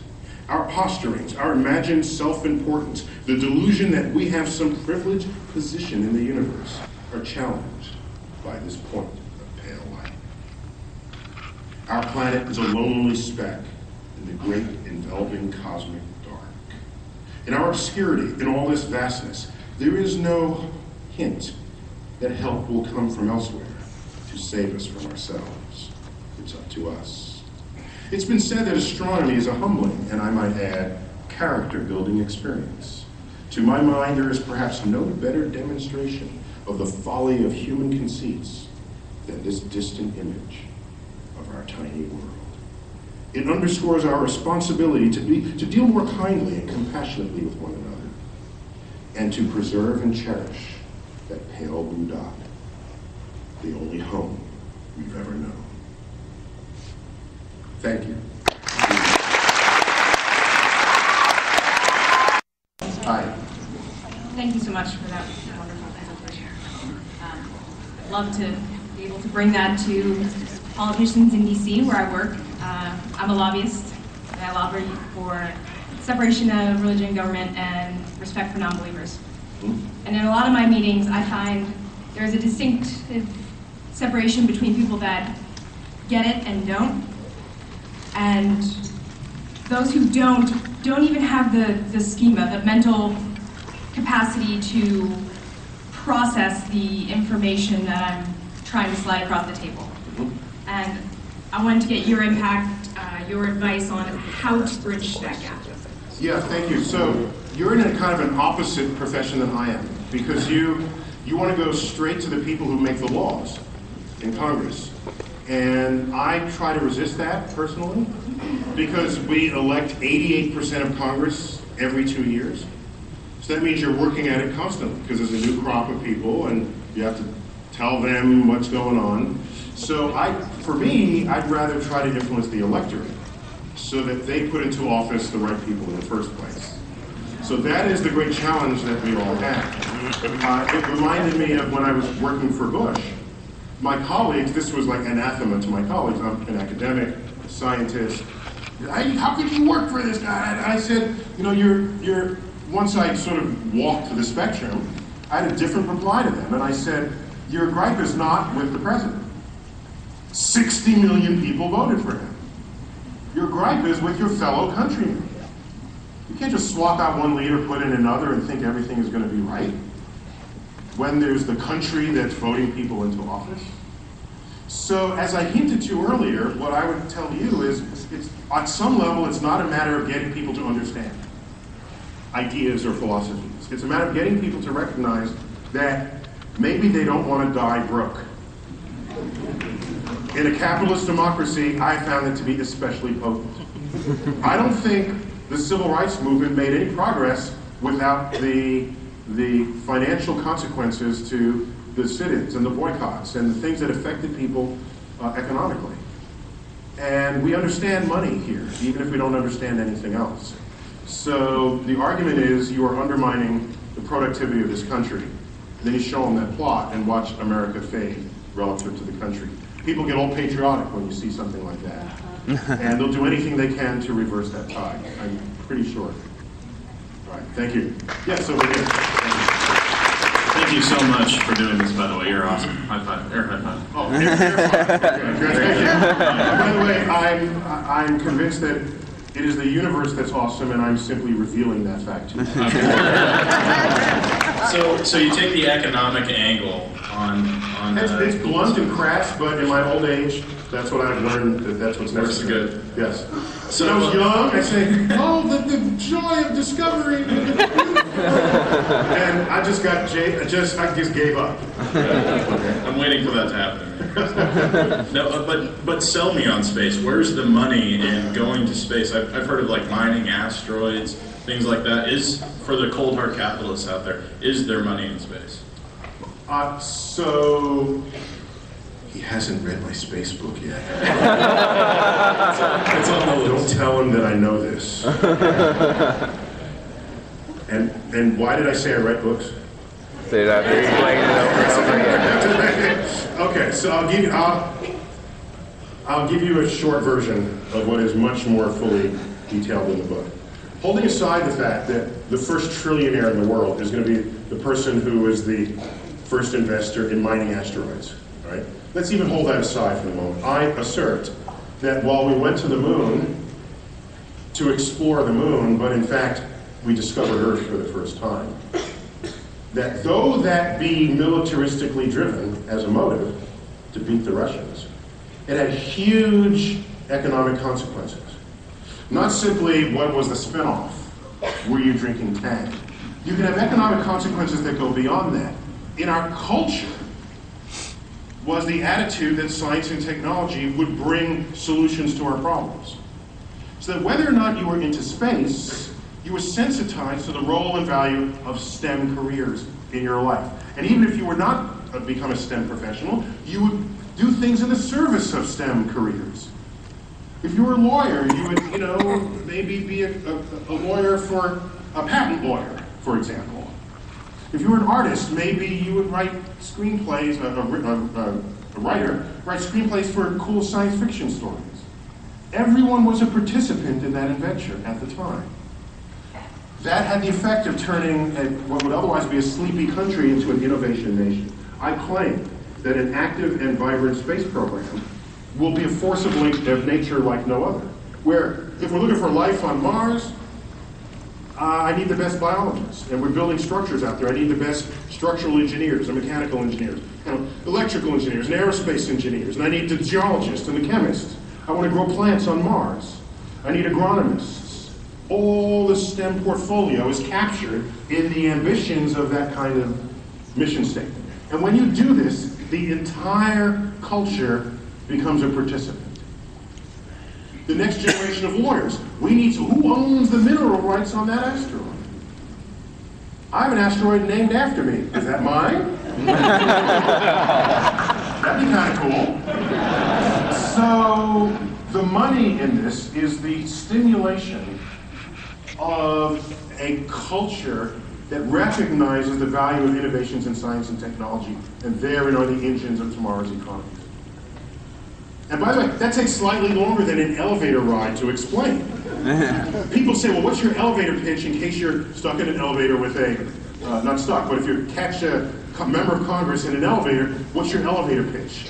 And I'm saying, I grew up in New York City. Elevator rides are longer than the 4 floors of a regular office building. And if it takes me longer than 4 floors to describe this, and you're my elected representative, you better stay in the elevator and listen. Because remind yourself, Congress works for us. The president works for us.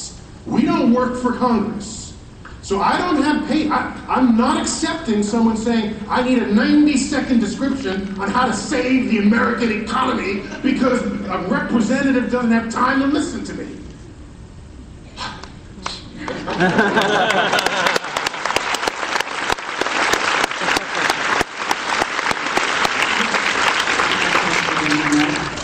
wanted to ask you more of a kind of a nerdy scientific question. I've read different answers to this, and I want to get your take on it.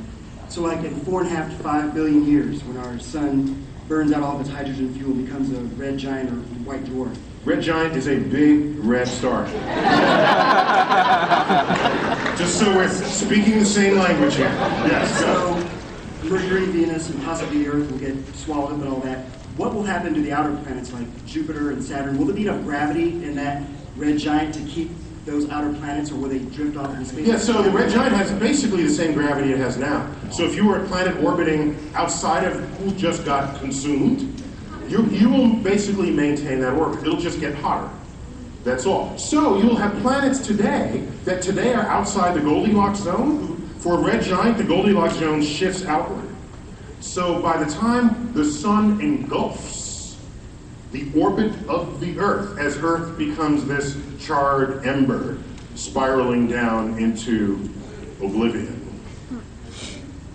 We better figure out a way to planet hop to a more distant planet. Otherwise, we join the Earth as we vaporize, as we get swallowed. So, yeah, by then it'd be nice if we could planet hop. Otherwise, you know, put it on your smartphone what day that is, right? October 12th. 5 billion years from now. Just, that'd be all she wrote. Yeah, okay, good. Yes. First off, I'd like to say thanks for giving me a reason to bolt work at noon today to come to this. Thank you very much. Oh, okay, sure. Thank you very much. I just wanted, this question dovetails in your discussion, near the end of your discussion. At work, we discuss this a lot, which is... And what kind of work are you? I work in medical engineering. Medical engineering? It's so boring it even puts you to sleep. It's horrible. But here's what I like to ask. We discuss at work, is the educational system capable right now of creating enough good quality graduates to do the work that needs to be done to create that bloat in the American scientific map that you showed at the end of the presentation?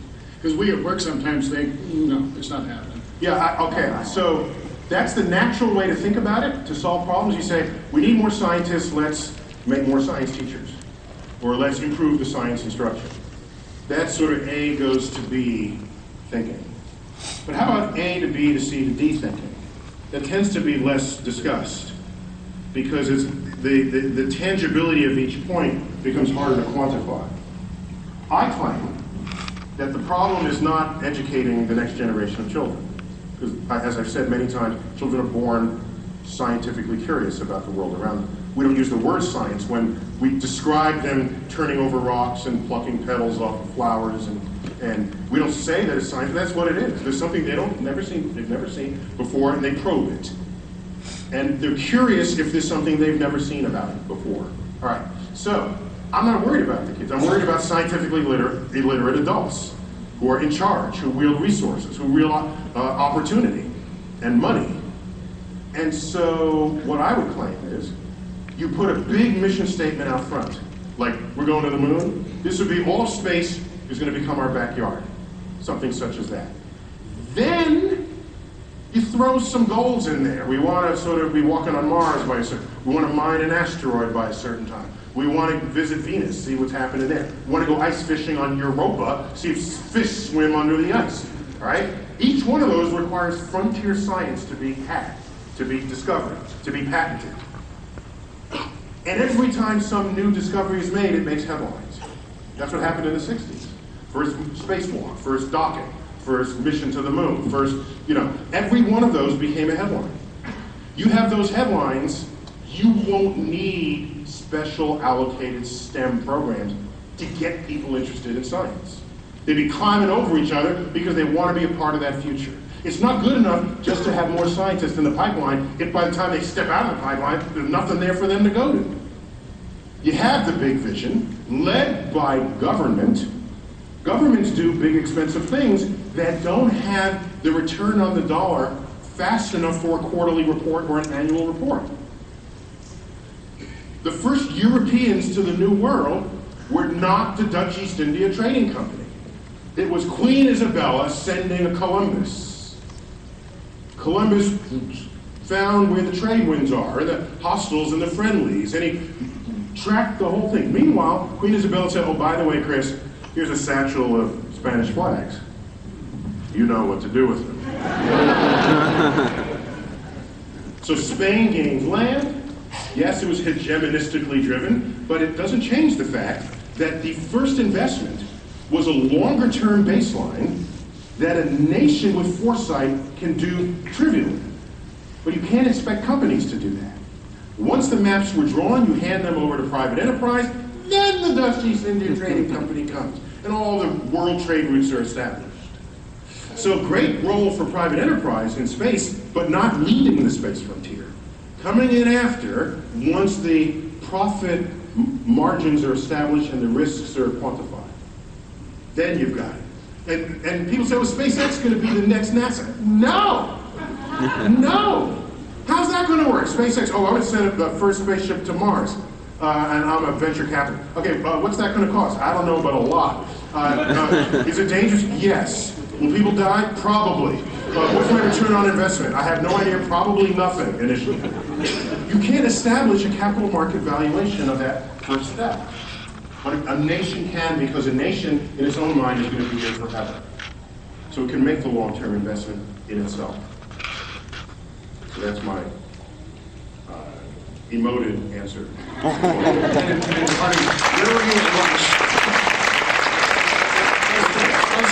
I could have used you at lunch. Thank you very much. Well, now you got some. By the way, if you ever have an argument, I don't want you to ever say this is true because Tyson said so. I want whatever I said to have been so a part of your new thinking that you can make the argument yourself. What good is it if you have to? If I am your source, then that's just building a priesthood, right? I wouldn't be an educator at that point. I'm an educator if I present you arguments that make sense. You fold it into your argument. You say. And then you can defend the ideas that you put together. With no reference, I go back to the Bahamas, and then on your. So let me just take two more on each side, and then, all right, okay. Sorry about the rest of you guys back there. Okay, yes. Thank you, by the way. Hi. The smile is like 8 inches wide. Okay. I think I speak for everyone when I say it's a dream come true to have you here, so thank you.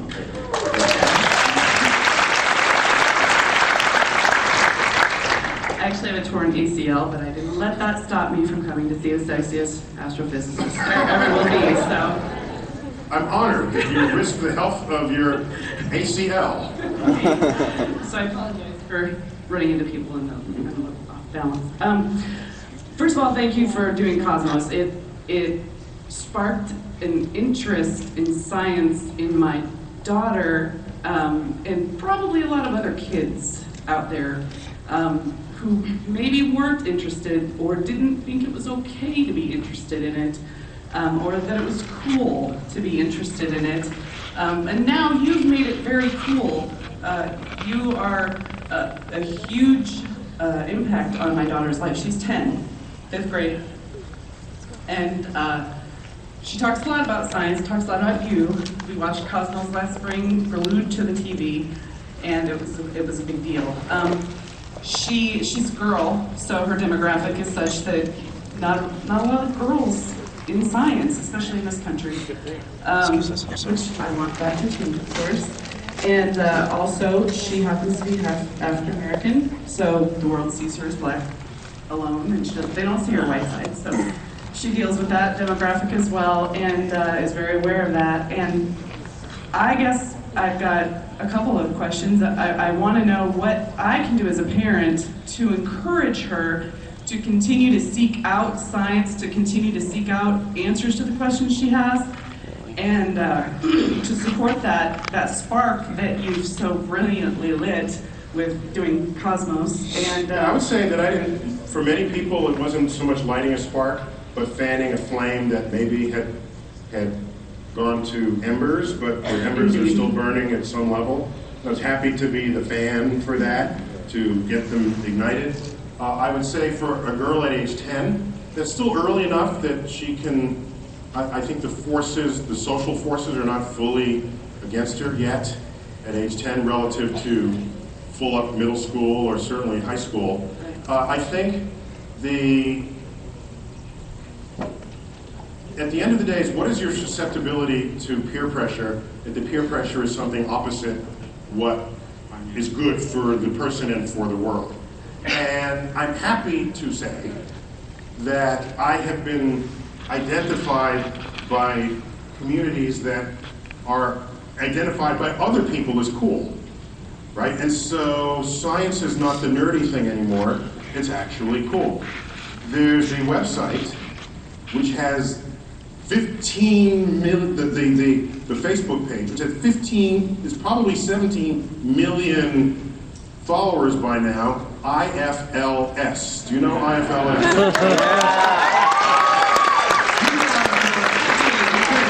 very well. IFLS is run by a woman, which surprised many people when she outed herself, because people presumed the whole website aggregating science around the world. It's got to be a guy. It's got to be a dude. It wasn't. And so that was a whole sort of interesting news story unto itself. There's also, what's that other website with the women? Oh, that's a new one for me, thank you. Scientistas, good. But there's yet another one. Check out Skeptics. Skeptics, very cool. Skeptics. So it's women who who love science, are not afraid to show they love science. They like boys who like science, and so there's because you can't do it alone. It's got to be a community, and the internet has enabled people to find one another, as we have found ourselves. I don't know that you'd even have these kinds of organizations in a day before, because many people like the lone person on their block who thinks this way, or the lone person on the floor of their office.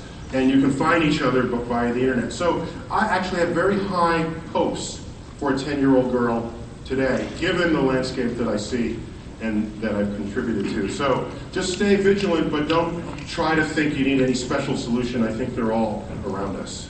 Thank you. So can I shake your hand up? Oh, can you shake my hand? Oh, we can hug, too. I'm a hugger.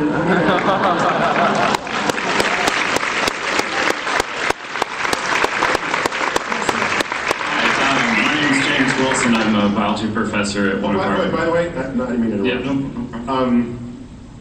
I've become more of a hugger after September 11th, when I watched bodies fall and flames consume my backyard. I just realized that shaking hands is not enough of a gesture, even between strangers, to convey the love of just simply being alive.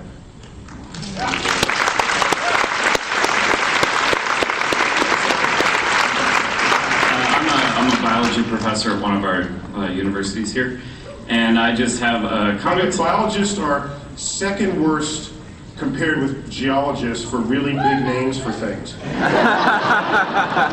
So for me, the beginning of the universe is Big Bang. For you, the important molecule in the human body has 9 syllables. That's true, and I always tell our students that they're not only learning biology, but another language as well, because they have to do all the words. Right, and the language is between them and the idea, exactly. And they understand. Exactly, which is, exactly. That's why I explained it. I explained everything is the blue dot does this and the green dot does that, and then they go home and figure out the words on their own.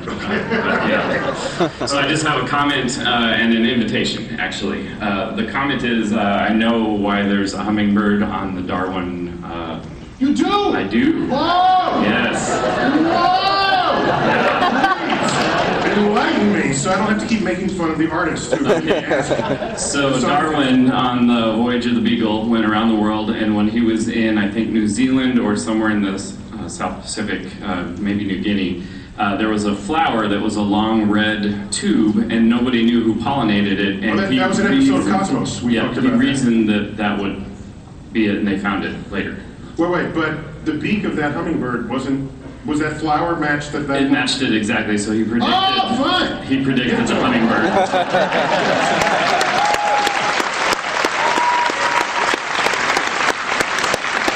So there's an episode of Cosmos where essentially the whole episode is devoted to evolution, and in that case, Darwin noticed, just to paraphrase what you just said, Darwin noticed that there was a flower that had a very long, narrow sort of column to it.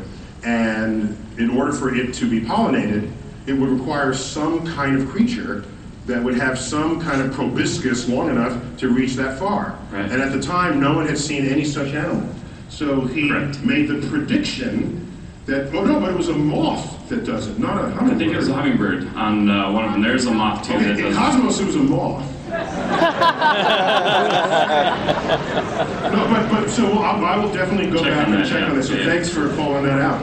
And then the invitation is that I have a new class that I started this semester, and hopefully we'll teach for a long time, called Science and Critical Thinking. And it's for non-majors for the science requirement. And the first quarter of the class is science and how do you think about weird things and logic and fallacy and all that kind of stuff. And then the last 3 quarters is all the science that we know about ESP and psychics and ghosts and how they violate the laws of the universe and why they're not likely to be true or not true or whatever. I had to up the class enrollment this semester, first time. And so I would like to extend an invitation that if you're ever looking for an episode of Star Talk, to set up a Skype with my class, and we could provide the questions and then do an episode. Oh, I see. Yeah, so sometimes we set up the question arena for that, so thank you for that offer. Yeah. Yeah, definitely. Thanks.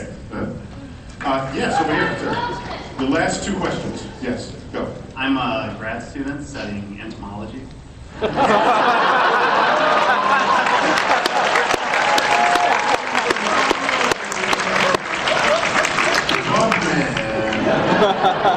Actually, in Twitter, I follow someone called Bug Girl. So she knew not to just waste everybody's time with Latin words. Bug man, well, yeah. I'll forgive your earlier slander. Thank you. It's kind Well, of secondly, it was it is a moth. What's that? It is a moth that pollinates the flower, the Darwin. So. Oh, it is a moth? Yep, on that one. Okay, so where do you go? It's 2-1, so you just lose on that. Okay. Recently, you wrote an article or a blog post against irrational fears of GMOs. Yeah. And I completely agree with you. I think GMOs can be a great tool.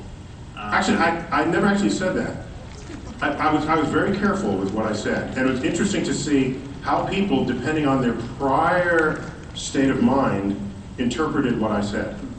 So all I said was, if you are anti-GMO, genetically modified organisms, you should know that nearly all foodstuffs sold in a grocery store have been genetically modified from an earlier version, and that the version you're currently eating has no counterpart in nature. There's no other way to describe it but genetically modified. It's been genetically modified by thousands of years of agriculture. So if you're going to be anti-GMO, then you're anti an entire movement that has been going on for thousands of years to feed humans. Now, if you like labeling, fine, I don't have a problem labeling. So you might label all of agricultural modified products a GMO agriculture, and then if it's done in a lab, GMO lab, so that if you still have weirdnesses about it, you can pick and choose. I was just putting facts on the table that people might not have known.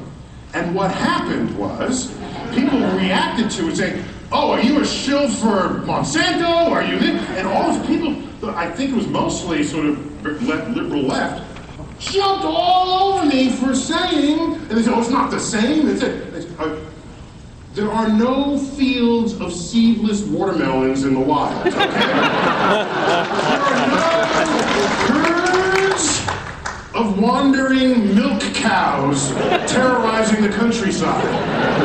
We created the cow. And suppose I were a GMO scientist today. Here's a really weird and creepy, but completely realistic scenario. You ready?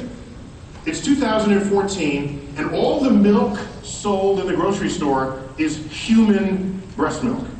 Okay? So we have farms of women producing this milk. So now watch. So I say, give me 2 years. I can take this ox that I found in Scandinavia, and I can alter its genome so that it produces 5 times as much milk as any other mammal that's out there. And we can farm them. And we can have huge paddocks of these specially genetically mutated oxen to produce milk to replace the milk that we are now drinking. So you would then be drinking the milk, you'd be drinking the mammary secretions of a bovine creature.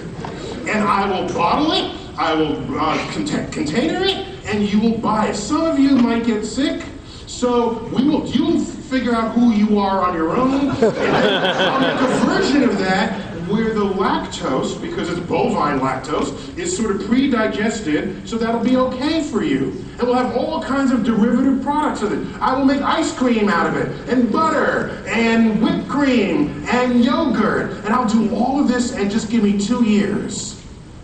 Would you allow me to do that? Probably not.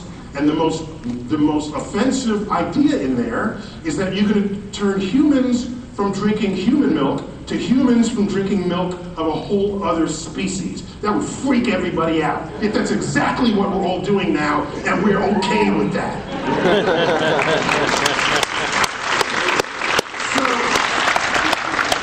I'm not even voting one way or another on the GMO. But people thought I was. I'm just trying to get people to understand what's out there. Now, other people say, well, that's all okay, that's different. How about this cross-species stuff with the fish and the tomato? And that can never happen in the wild. Yeah, you're right, it can't. It's more advanced than what can happen in the wild. So if you don't like cross-species, okay, but consider, by the way, I'm just saying,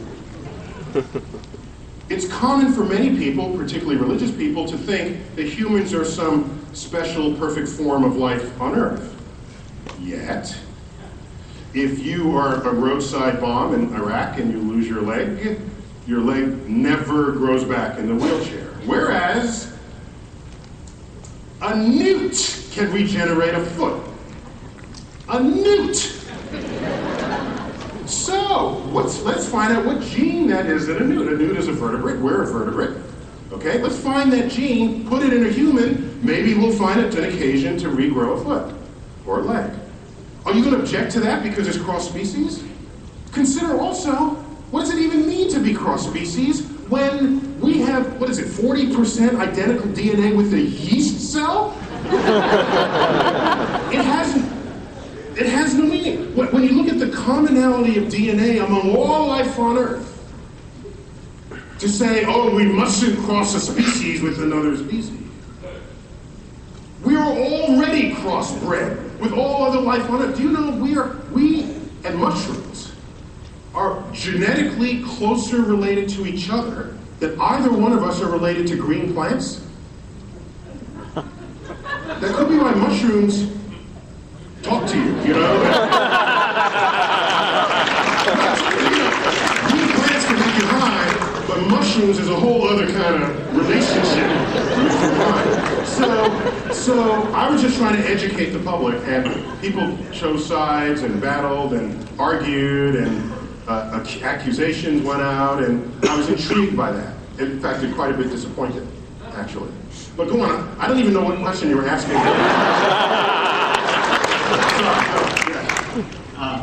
Yeah, this may change it a little bit, but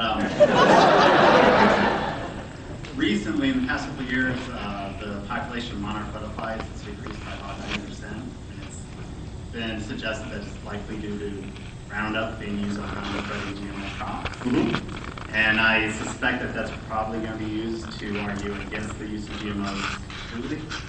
No, why doesn't it argue for the testing of GMOs rather than the banning of GMOs?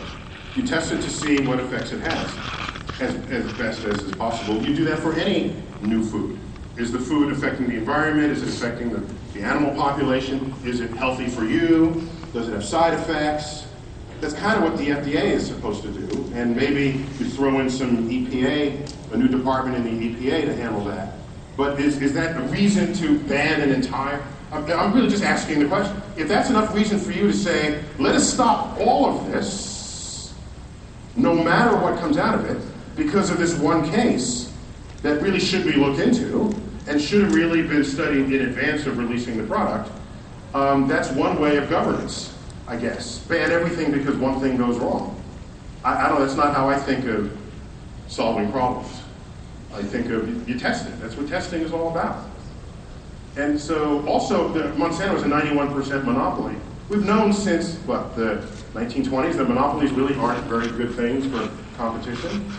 So you don't ban GMOs because Monsanto has a monopoly, you fix the monopoly problem.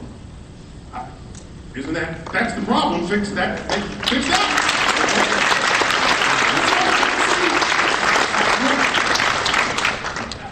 Your question, sir. Yes.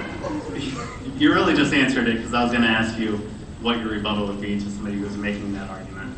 My rebuttal is, it should have been tested like you test anything that we're going to ingest or that we're going to put into the environment. You test it. Now, there's sometimes unintended consequences. Sure, that's been happening forever, okay? So the moment you discover that, then you curtail it, you adjust it, whatever whatever it needs to be. But to paint it with a broad brush, people look at GMOs like it's Fox. Like all Fox is Fox News. All of GMOs is the loss in the butterflies. No. It's bigger than that. It's more nuanced than that. It's more powerful than that. It has a more potent future than that. And there's a good one where the one strain of corn, the pollen blew into, that they paid for from Montana, blew into a neighboring farm and fertilized their corn, so they got the benefit of the GMO corn, and now Monsanto wants to sue them? That's hilarious. That's really funny to me, I think. Well, because I'm not a lawyer, maybe it's very serious, but that's just an interesting, unprecedented legal case. So resolve that, and it's a new legal case. So Monsanto is suing. That's interesting. Should this ever happen again? Should you allow it? Is this legal? Is it not? Does it violate a pre-existing law? Do you need a new law to control it? Should Monsanto put all their crops in a hab dome? All right, so that the pollen. All right. These are questions to be. This is what it means to move into the future. You have challenges that you solve. You don't ban everything.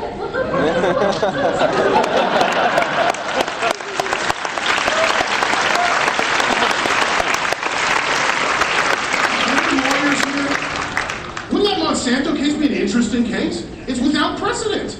So you just figure it out and just solve it. Solve the problem. The last question. We have two. Yeah. We're done here. Thank you. Thank you. Okay. These are the last two questions. And I'm taking, I'll answer them quickly so we can all get out of here. Okay, go. Okay, thank you. I'd like to say thank you for sharing your evening with us. Privilege. Two questions. That's right, that was like the name of the thing, right? An evening of scientific inquiry. Did I serve that?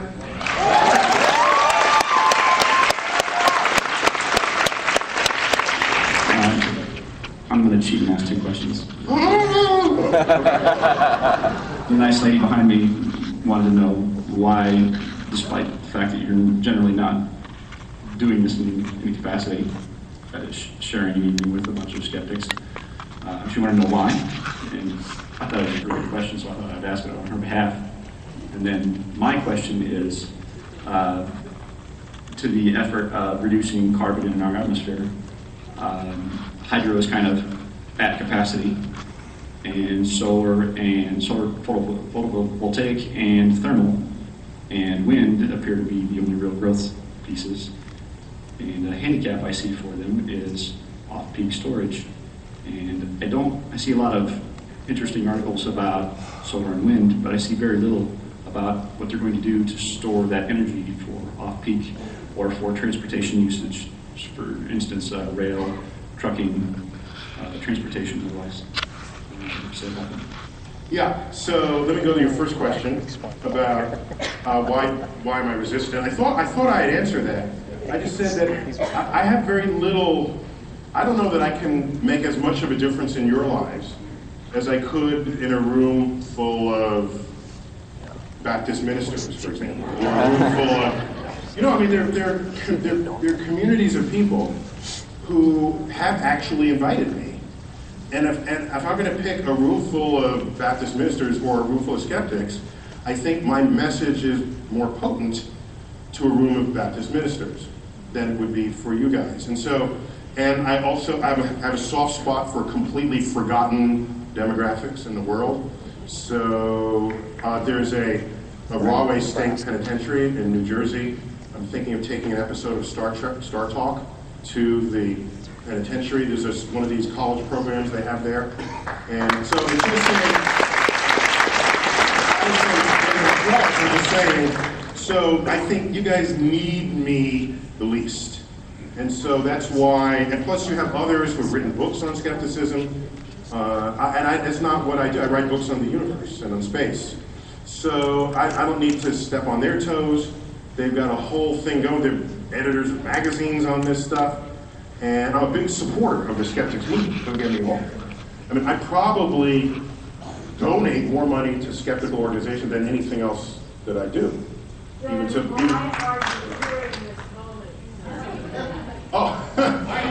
This moment happened to, so she's saying, well, what the hell are you doing here then? I added the attitude to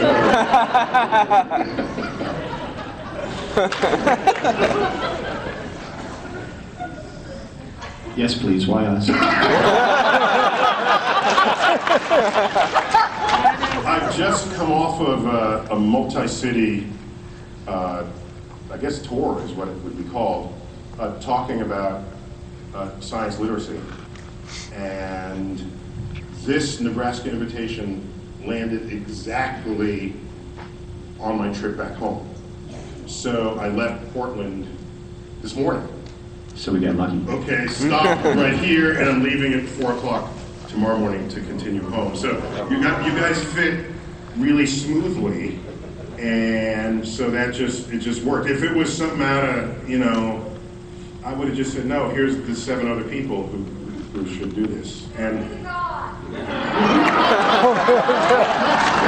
Do this to God. she said there is a God.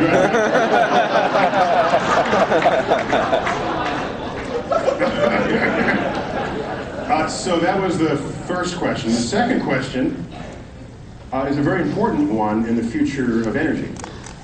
The way we now consume electricity, power, is power that is for running our lives more than running transportation. So power plants. Base load. Yeah, so that form of power at the moment cannot be stored efficiently. It has to be made when it's needed. And so that has posed a problem, because if you produce too much power at any given moment and no one needs it at that moment, it basically gets wasted, or you don't draw in the power.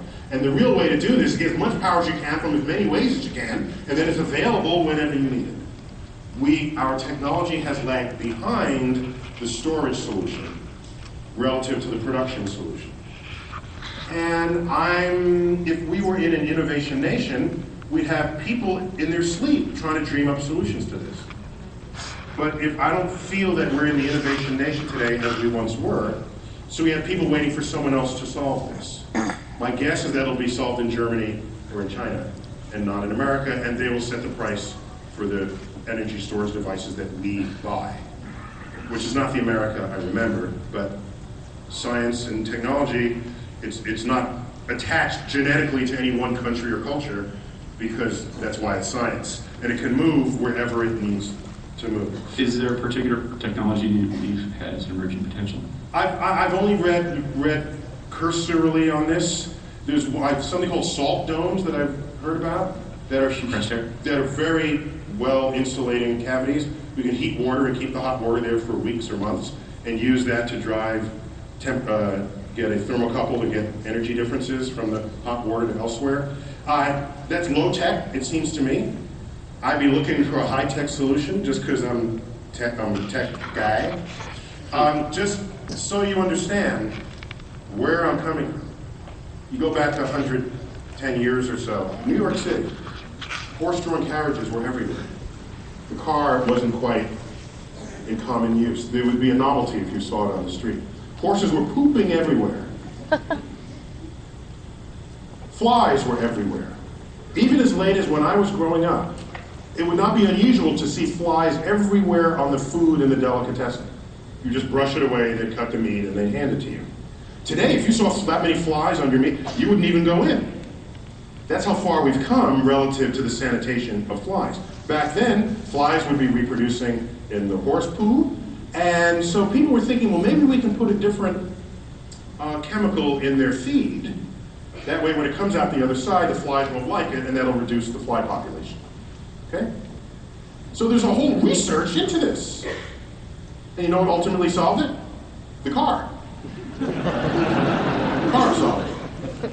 Okay? There are studies done for the tenements of early New York where they said you cannot have more than this density of human beings in a square block of the city because of the rate at which an infectious disease would spread if there's a breakout. So there's major health conferences about what was the maximum number of people you could put inside of a city block. What was the solution to that? Sanitation. You don't have to restrict people when something else gets invented that prevents the disease from breaking out in the first place. So, are you worried about the price of silver going up? And they won't be able to afford silverware, and then we discover aluminum. And it's all made out of aluminum. So solutions aren't always study this and solve it and give me the answer tomorrow. Solutions are sometimes from completely other places. And when you're in an innovation nation, you have such hotbeds of research going on all around you. It just takes a clever engineer who can cross-pollinate ideas and say, that's my solution. That's how we'll do it. So if there are enough clever people scientifically littered around, I'm not actually worried about who's going to come up with a solution to store energy. I think there's a very clever solution waiting to happen based on the history of clever solutions solving social problems. So I have a little bit of hope, even though I hate that word because it means you're not in control of the outcome. When someone says I have a hope and a prayer, it means you got nothing, right? Because if you had something, you'd be out there doing it, right? Those are confessions that you are not in control of any outcome that you seek. Both of those two concepts. So I don't like being in that situation as a technologist and as a scientist. So yeah, it's a challenge, waiting to be solved, possibly by some solution out of left field. Thank you. Okay, thank you. And the last question. This has to be an awesome question because you're the last one who's asking it. I've had a question that has always puzzled me. Does the universe really go like forever? Yeah, that's a tough one. You just think I have an answer to that. And what grade are you in, by the way? 6. 6th grade, cool. You're embarrassing everybody else here asking cool questions. 6th grade, well, tell me about the edge of the known universe. I've been wondering, could it be? So here's the thing. The universe has a visible edge. It's a horizon. A horizon brought about by the fact that the speed of light is not infinite. And so we look out and we see the edge of the universe at 13.8 billion light years from us. The universe probably extends beyond that. We have no way of knowing. No easy, obvious way of knowing. We could travel to that edge and see if we can see beyond the edge. If you get there really fast, then you get to see another 13.7 billion years beyond that. That'd be kind of cool. And then you see that we have at least this universe and then another piece of universe out in the direction that you just traveled. That's no different from a ship at sea. Thinks it's limited by its horizon, moves a little bit more in this direction, and the horizon keeps receding. So we say, okay, the ocean goes a little more in this direction, I don't know about this direction. We need somebody else to check that out. But until we explore the universe, more and more and more, we will not yet know whether the universe is infinite or has some edge yet to be defined. Can I use that word? Defined. So it's basically one of the really hard to solve questions. So I will not mix hard to solve with just the fact that we don't know the answer. It may be easy to solve, we just don't know how to get the answer. Just because you don't know how to do it doesn't mean it's hard. It could be easy once you figure out how to do it. Good point. Yeah.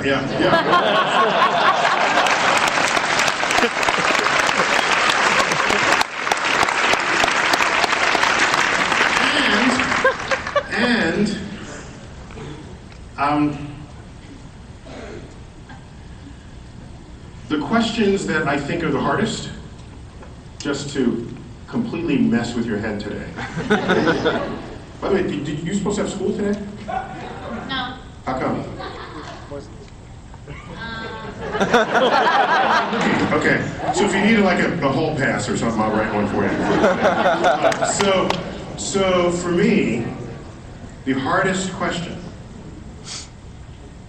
is the one we don't even know how to ask yet. Those are the questions I lay awake at night, wondering what they'd sound like to my ears. Some of them might be easy questions that we don't know how to ask yet, like 200 years ago, 214 years ago, no one had yet to discover an asteroid. So therefore the question, I wonder when the next asteroid will strike that will render us extinct. Well, the concept of extinction wasn't understood. The asteroids were not yet discovered, nor was there any understanding that they might have an orbit that could cross Earth, hit Earth, and they kill everything on Earth. So that very one question involves three concepts that would later be discovered, where we now know how to ask that question, yet that question did not even exist in the minds of all human beings who were alive before that year. So I wonder, at the turn of the next century, what questions are we oblivious to today that to them will be natural and obvious? But worse than that, deeper than that, what questions might we not be smart enough ever to even pose, given what we declare to be human intellect? 42.